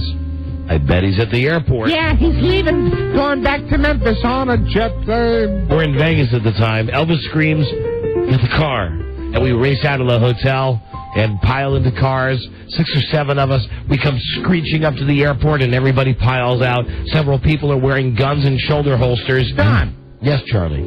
It seems to me that James was a bad seed. A troubled soul, if you will. Hamburger James. Don't you think? What say you, Johnny? Are you having one of your moments of clarity? Yes, I am. A troubled lad. Yes. Okay, let's have pizza. I love this story. I love Christmas. I love growing at 64. Everybody's carrying guns, and we're walking up to the different counters in the airport, jumping up and down, looking over the heads of people, trying to find Hamburger James. Go get him, boys. Finally, somebody runs up and says he found the plane from Memphis is leaving the gate, so we run like mad to get there. There he is. The guys are pounding on the glass. Elvis runs up to the girl at the gate desk and says, "Stop that plane." I'm a federal officer. She says, I can't. Elvis pulls out his police badge, one of the bunch he's been given over the years, flashes it at her, and he says, "I'm a federal officer." I said, "Stop that plane." He's a fraud. And she sees it's Elvis. He's a con man. That's right. It's all a big scam. She gets all buttery. Yeah, buttery because she knows it's Elvis. She starts whimpering something about, "Oh, it's you. Can I have your autograph, Elvis?" And Elvis is yelling, "Stop that plane. I'm a federal officer. I tell you right now, I want that plane stopped right now." It's going to stop. She's looking at him sort of funny, both mad and confused and flattered. I never did understand why, but the plane stopped and pulled back up to the gate. Yeah, he's on the plane. They opened the door, and Elvis's bodyguards ran down the aisles. Go get him, boys. And there in the back was old Hamburger James. Huddled down in hiding. They dragged him out right into the aisle. They dragged him right up the aisle. Yeah.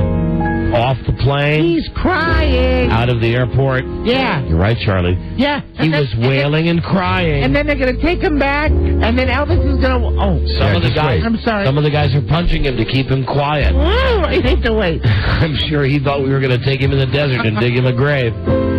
We raced back to the hotel. I cry sometimes. I do. When I get my checkups. Temperature? Yep. Sometimes I cry. Sometimes I go too much. Race back to the hotel when Elvis's people drag Hamburger James into the elevator. You're going to lose that thing. Up to Elvis's suite, they throw him down on the couch. Yeah, watch this. Elvis walks up, and the crowd of people parts. This is bad. He's going to kill him. Hamburger James is crying like crazy. He's going to kill him. Scared to death. It's the best Christmas story ever. Elvis walks up in front of him, leans down and picks up a big, heavy coffee table. Right. He doesn't say anything. Mm-hmm. He's dead quiet. I'm thinking, Jesus Christ, he's going to murder this guy. He's going to smash Hamburger James in the head of the table. How are we going to talk our way out of this? But Elvis puts the table down to one side. He walks up to Hamburger James, looks at him real cold and quiet. Listen to this part. Elvis reaches over while Hamburger James is looking straight at him. This is really sweet.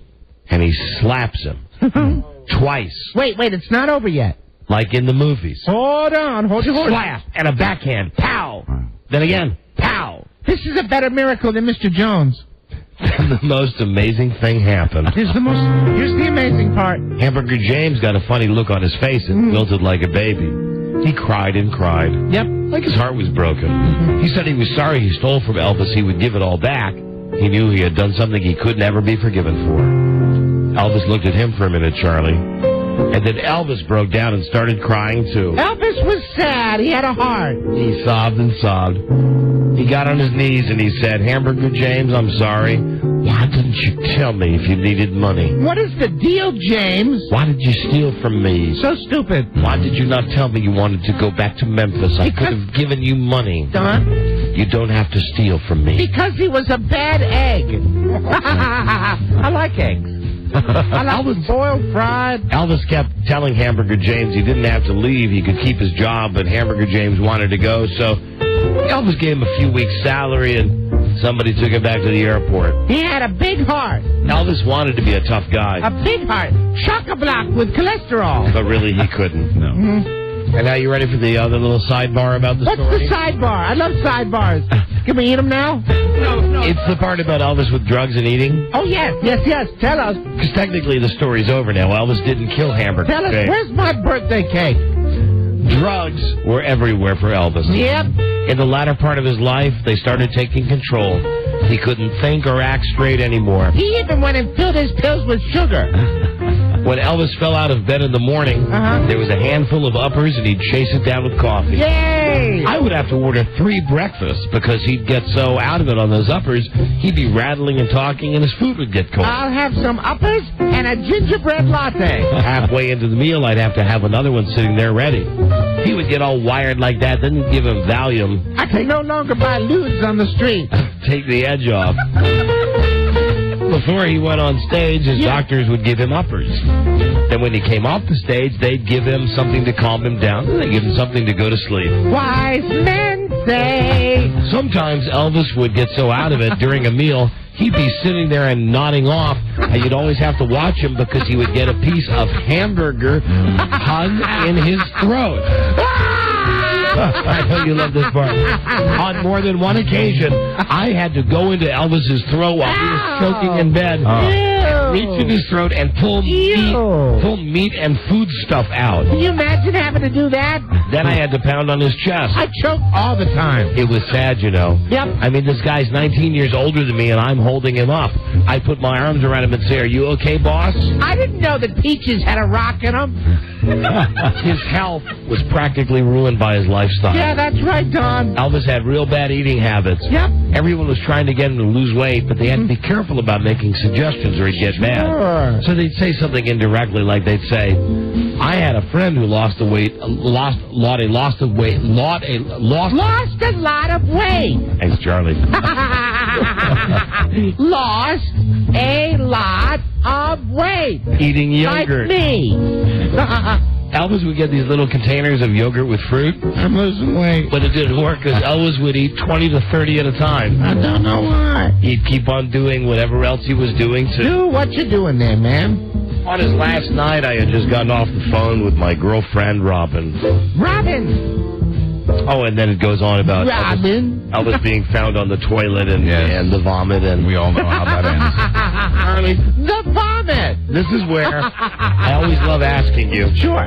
What's the moral? What's the Christmas moral of the Hamburger James story? The Christmas moral of the Hamburger James story is if you pick a scab, it'll get infected. Thank you. That's very nice, Charlie. So don't pick them, especially when your fingernails look like these. Look at these. You can have potatoes all night. What's wrong with your fingernails, I Charlie? let them grow. I let them grow and get all the gunk underneath them. Oh, don't do that. And then I pick them with my teeth. Mr. Jones had perfect fingernails. Yes, he did. He did. Flawless. Manicured. Oh, Morris Jones? Yes, I like him. I do. We all do. I'd like to say on this Christmas, I'd like to list the people I like. Oh, all right. Sure, go ahead. I like Joe Ardinger. Of course. Joe. I like Justy Johnson. Oh, J-Dubs, yeah. And I like Fez Watley. That's my list. Interesting. And I'm sticking with it. And I like Jonathan. Can I tell you something about Fez? What? I'm going to have to write it down. Okay. Whatever you do. And Mr. Hughes. We all like him. Of course. Don't say this word. Of course we do. But I've heard this about Fez. All right. No. Yes. Now, do you know what that word means? Yup, it means happy. No. No. It means... I'll write a word that you... And I hate it when you do this stuff I don't understand. Okay, it means this. Okay, hold on. Let me put... Oh, okay. Hold on. No, I get it. Hold on. He doesn't like football. No. How about that? I added 3 letters. Oh, that word. Yeah. Can I read it? Yeah. Faggot. You see, Charlie didn't... I can't read that. No. Charlie... Why'd you hold it up there? Charlie thought that gay meant happy, and then I wrote just F-A-G, and he didn't get that. So he doesn't like football. Fez? Right, he doesn't like football. That's what it means. That's what it means. Merry Christmas, Let's everybody. say that. That's what it means, Charlie. Boy, what a great time of year. You know, Don't you agree? You have really held up through this segment. I remember 2 years ago. I remember that. 2 years ago, I couldn't do it. You were dying. We were considering killing you off as a character. Something about the end of the show. Something about right before the break. Charlie's voice just goes on him. Must be going to all those parties with Mike. Fez, he's a bit swishy. But I love him. All right, Charlie. All right, dog. All right, then. Well, all right, then. All right, fine. How are you anyway? All right, fine. Well, then, fine. Well, then, fine. Okay. Charlie? Play the Brenda Lee. Oh, no. Okay, you want to hear For that? Charlie. I love that. It cracks him up. Now, do you get why this is funny? Yep. Do you really? Explain it to me in a moment. So we got to get to Buzz's news. Okay, the funny part's coming up. Later we'll have some pumpkin pie. All right, Charlie? Charlie? She's supposed to say pumpkin pie, Yeah. but she's really saying the bad word pie. Right. Like, you want some... Yeah. Can I say the letter? Yeah. Can I say the letter? Just say it very quietly. That's correct. My body rejects all foods except sweets. What, your body rejects all foods except sweets? I eat a pizza, it comes right up. Oh, no. I eat a Reese's Pieces, it stays in me. Always. Merry Christmas. Happy belated birthday, Charlie. And happy Hanukkah to my Jewish friends. Oh, ho. Rob. What about Kwanzaa? Kwanzaa, too. Do you know who celebrates Kwanzaa? Yes. Who? Soul Brothers. So I'm told. In a world where radio was strictly forbidden, one man found a way to bring good news to his people. Buzz. Me. He made it up. Hi, Buzz. Hi. Hi, Don. Buzz. Hi, Charlie. How are you? I'm well. How are you? You're Merry looking Christmas. smart in that JFK turtleneck. Thank you. Your friend Michael Hughes gave this guy. Happy, happy, happy. Yes. Happy joy, joy, happy joy, joy. Happy, happy, happy, happy, happy, happy, happy. Did you have a chance to talk to his wife at the Christmas party? I did. Yeah. Yeah. We got along swimmingly. Huh. It was perfect. Well, that's great. So nice. Same here. Man, no, it was great. Same here. That's good to Yep. hear. Talked all night to her and Madonna. Buzz? Yes. What's your lead story on the news and comments today? A U.S. soldier gets shot in the leg to avoid having to go back to Iraq. Oh, no. Why? Do you understand that? Nope. I got Stay no tuned idea. for news and comments coming up on the Don and Mike Show. Charlie, that was very... I don't know. This is the Don and Mike Show. What's the word from Planet Crackpot? The Don and Mike Show. They love wigs and the women who wear them. Yeah. Don Geronimo and Mike O'Mara. Yeah.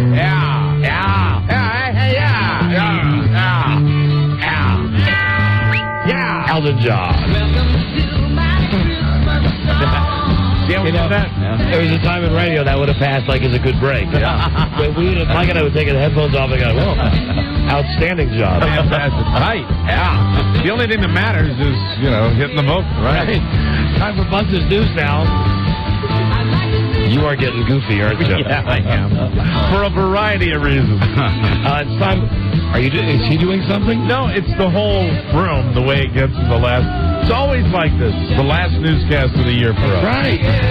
That's right, Mike. Yeah. Show off. Yeah, Mike can do that thing where he puts his fingers in his mouth and makes that that thing when you want to get someone's attention. Still talk it up. And during our time in New York City, that came in handy.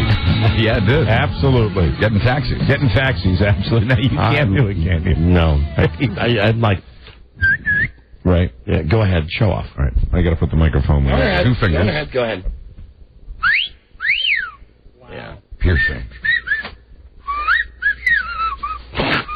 I can't do that. I can't do tunes. I can just do wolf whistles,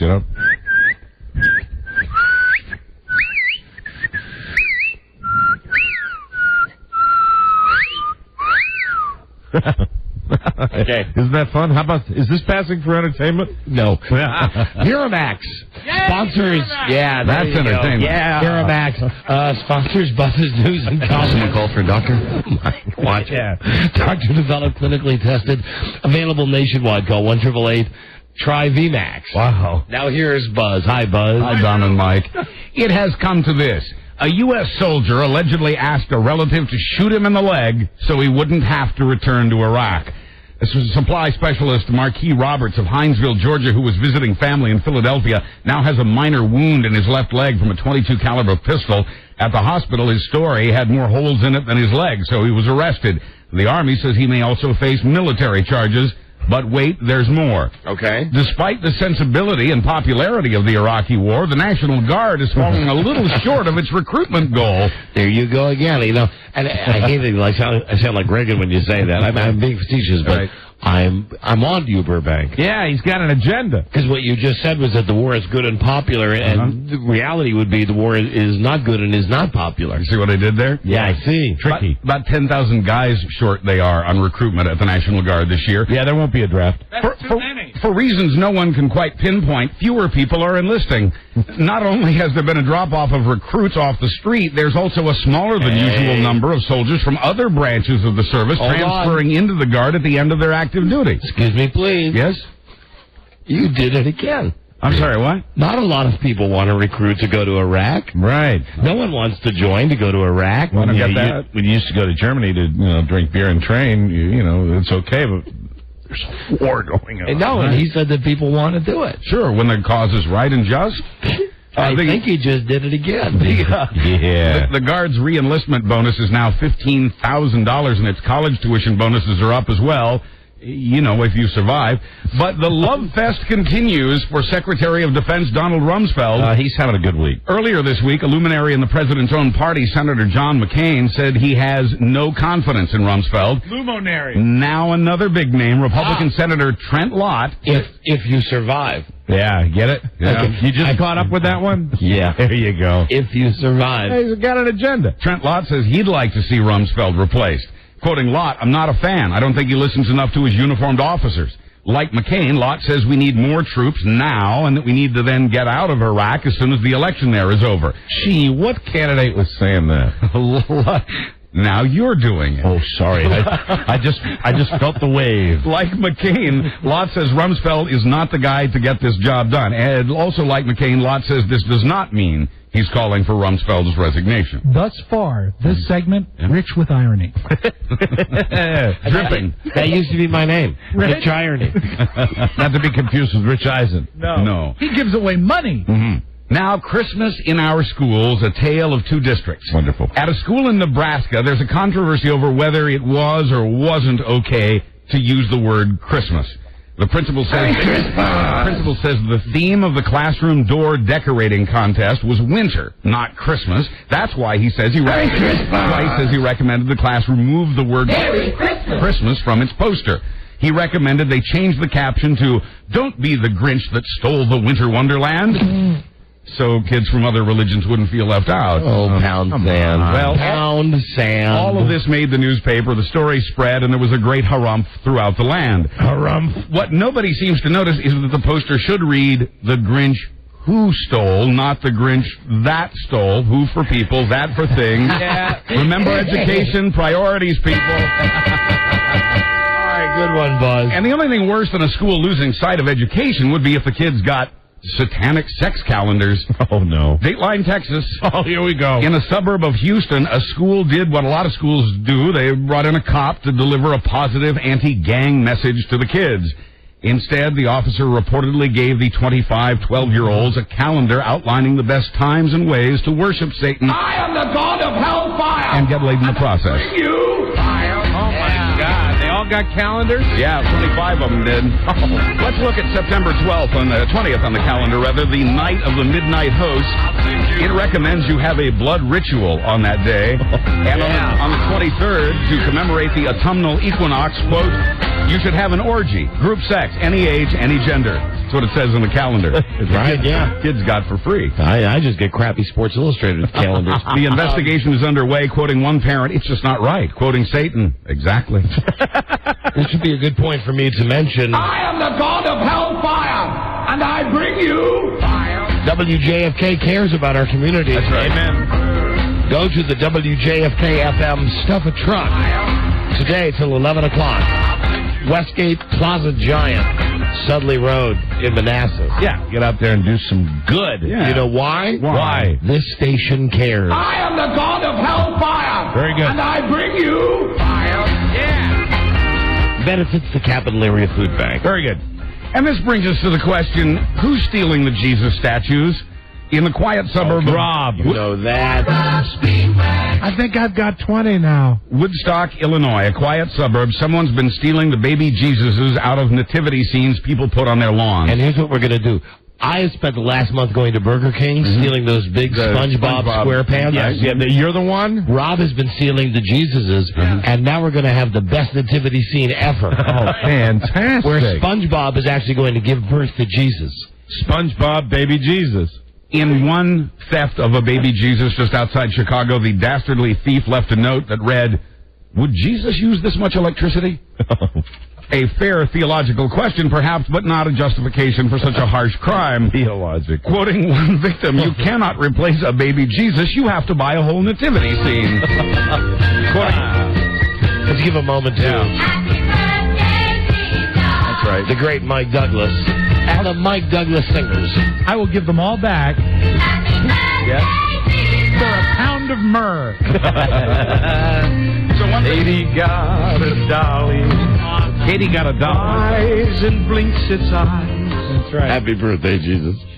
You can't replace just the baby Jesus. You have to buy the whole nativity scene, according to one victim. Quoting another victim, what are they going to do next? Take the crosses off the churches? Quoting Satan, exactly. What do we have now? Good. My favorite. I always get fooled by that one. Double T. I always get fooled. That's right, Mr. Mike. Hello, Mr. Mike. Hello, Mr. Don. Hello, Mr. Rob. Hello, Mr. Buzz. Could I have some, what did he want, warm beer? Warm beer. And I'll never forget, he said, "Mr. Rob, would management have trouble with me drinking warm Corona in the lobby?" I said, "Help yourself." Very good. Tiny's him. Warm Corona. Merry Christmas. How come he's not still alive? I don't know. Regretfully, he is passed. Yes, the song gives me goosebumps. Tim.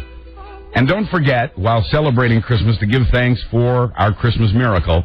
Brad Pitt and Morris Jones? No. Brad Pitt and Matt Damon have survived a hotel fire. Oh, no. National treasures, both of them. Why, in God's name, were they in the same hotel? We can't afford to lose them both at once. They were probably promoting Ocean's 12. Exactly. They were in London doing just that. The small fire broke out in the hotel kitchen. Also spared... Oh, no! Also spared the fiery tongues of death, Mick Jagger and Jim Carrey, who was there to promote Lemony Snicket. Oh, can you imagine? My God. The Jim Carrey movie, to me...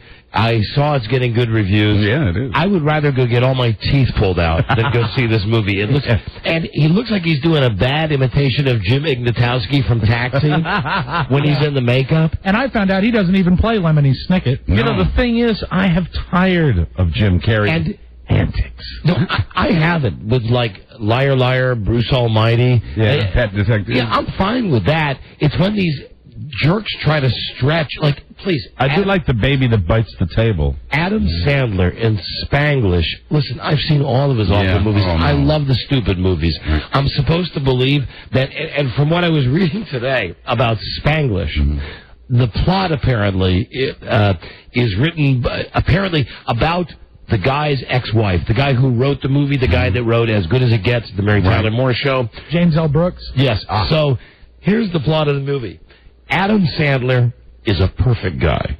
He has his own restaurant. It's a 4-star restaurant. I can relate. Okay, nice. Look Around Cafe. Perfect. He loves his family. He's the perfect father. His wife, Tia Leone, is a big, gigantic bitch on wheels.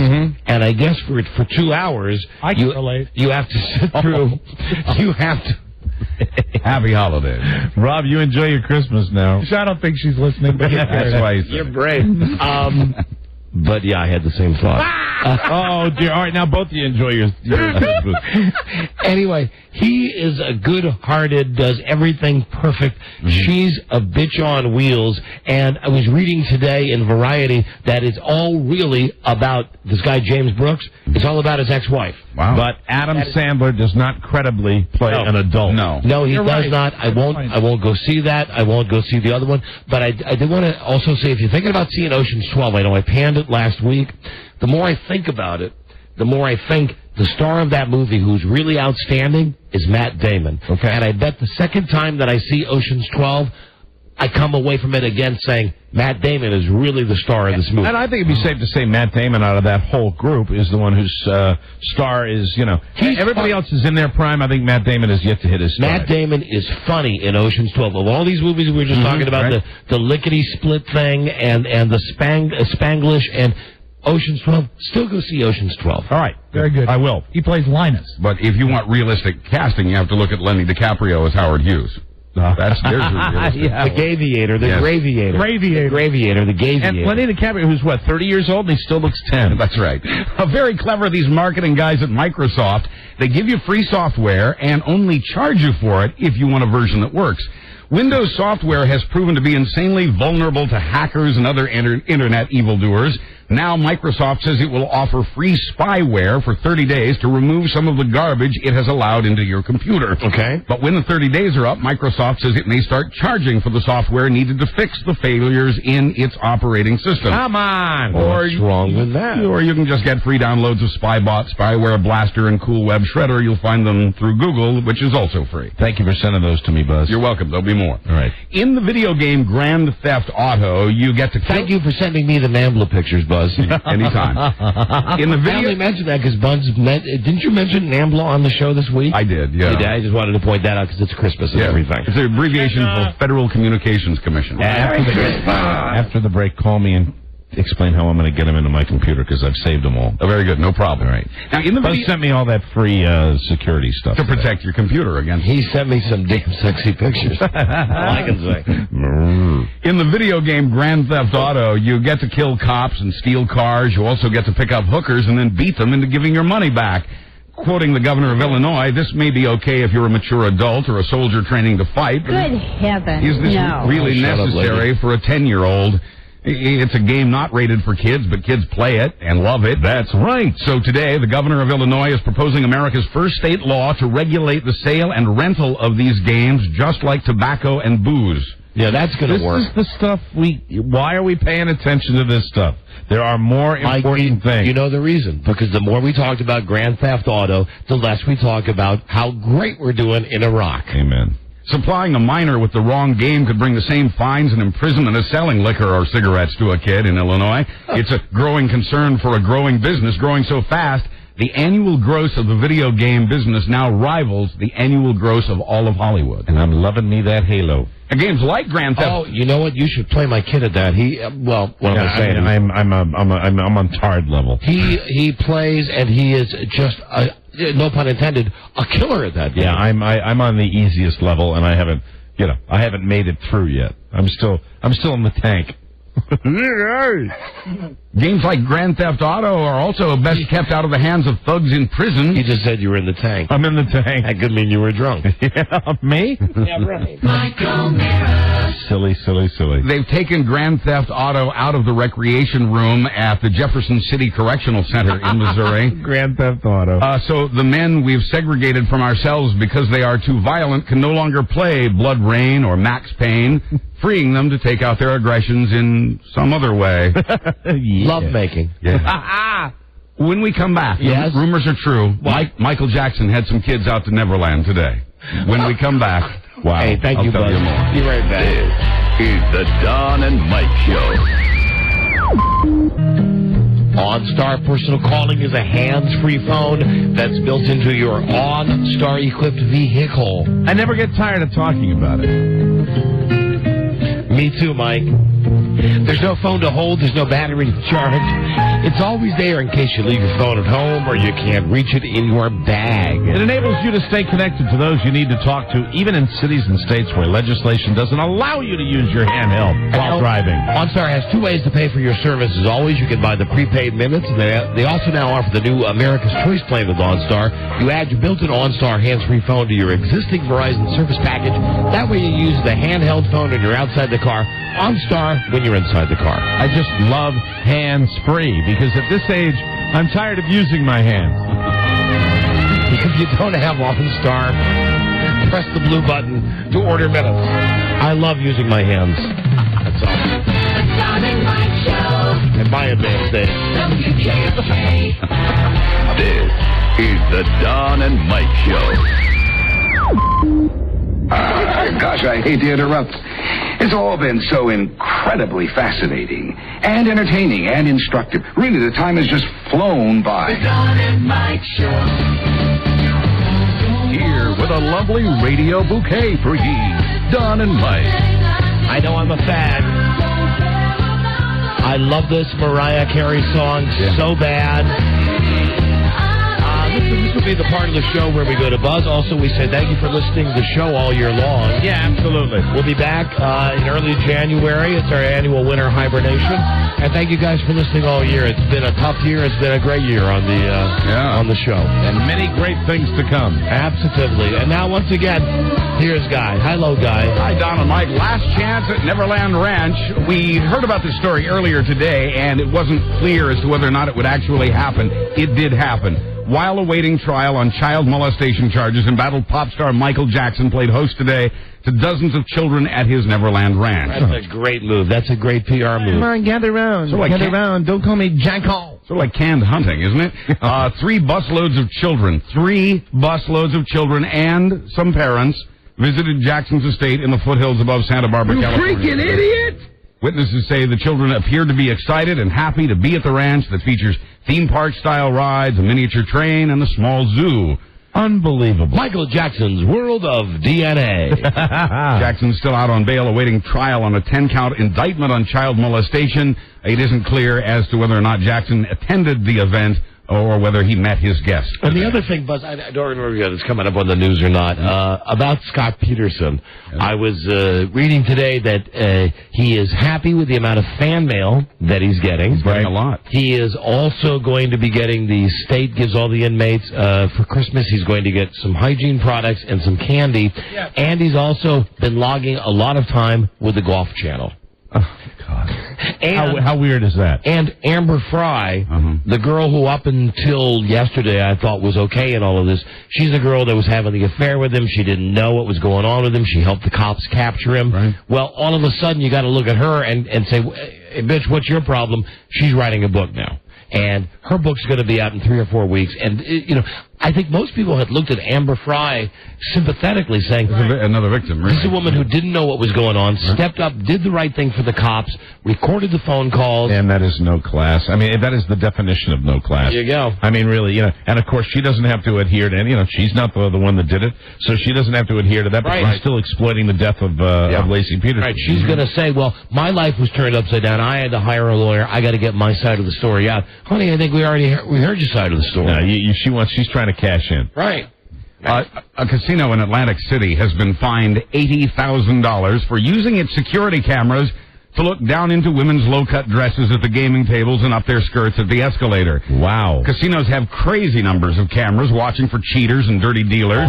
They roll tape on all of that. And Caesars in AC has security guys who, quote, recorded footage of selected parts of the anatomy of several females. There are laws against that, even for casinos. I got a shot at a woman in a reindeer shirt. I got a down shirt on table 7. All right, put the recorders on. Yeah. Woman's got a Santa shirt on.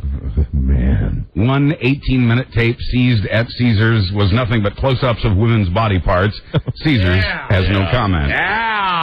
Say what you will about Lindsay Lohan's dad, but Jessica Simpson's dad gets my vote as Father of the Year. Why? Like too many showbiz dads, he's also the career manager for Jessica and her sister Ashley. Yeah, what a lucky dad. But the former Baptist minister Joe Simpson is focused on Jessica, certain parts of her in particular.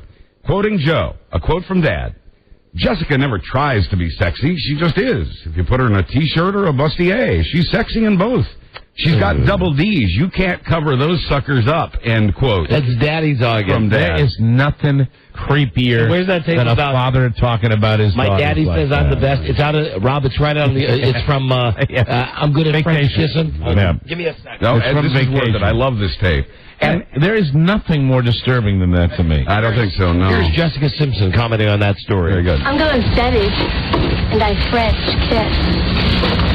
Well, everybody does that. Yeah, but Daddy says I'm the best at it. Yeah. Nice, Baptist minister. Well, my daughter's got double D's to die for. Wow. Papa Joe Simpson says he has decided not to let daughter Ashley play a lesbian in her first movie, quoting him, not her first role. A dad has to look out for his daughters. I think that there might be some TF in the future. They talk about for JS. They talk about the fact that that Nick Lachey guy doesn't get along with the father. I think we know why. Imagine having that dad around. Hey, look at her in a T-shirt. I want to tell you something, darling. You are beautiful. Look at those jugs. Yeah. Daddy. And then the husband comes in. What do you want? I'm just having a Diet Coke. Or maybe she's like that girl in the John Candy movie, Summer Rental, who just got him done. Imagine Jessica Simpson comes in and goes, Dad, I just don't know. What do you think? She lifts up her top like that. Yeah, pretty good. What do you think, son? Yeah, good job. Caskets have been used to try to smuggle marijuana through Oklahoma this week. Is that just applause for caskets? Caskets, yeah. Workmanship. Hold on, I had a tape. Hold on. Caskets being used to smuggle marijuana through Oklahoma. If you would just say casket. Caskets. Don, baby, how's it going? There you go. Tried to use them to smuggle pot through Oklahoma this week. The plot was buried, though, by OK State troopers whose dogs found 610 pounds of pot inside the coffins. This is going to be really scary. I'm not kidding you this time. The marijuana was in 4 caskets at the front of the truck.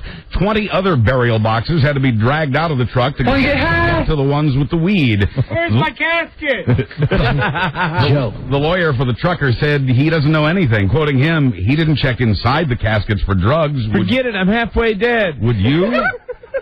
And finally, she loved her cigarettes, and now she's dead.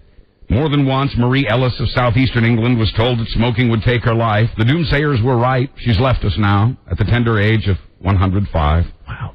Marie loved her cigarettes, and the ladies at her nursing home knew that. That's why they cremated her with a pack of her favorites while the song Smoke Gets in Your Eyes wafted through the air. Yeah. The large floral arrangement on her casket looked like a giant cigarette. White chrysanthemums for the paper tube, gold chrysanthemums for the filter. This is good smoke. Her ashes, no kidding, will go into an ashtray, a concrete memorial that living smokers will be able to use.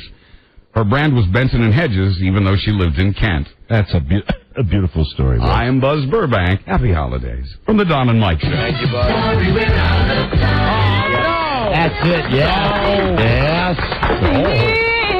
Have a great holiday, everybody. And we'll be back after the first of the year.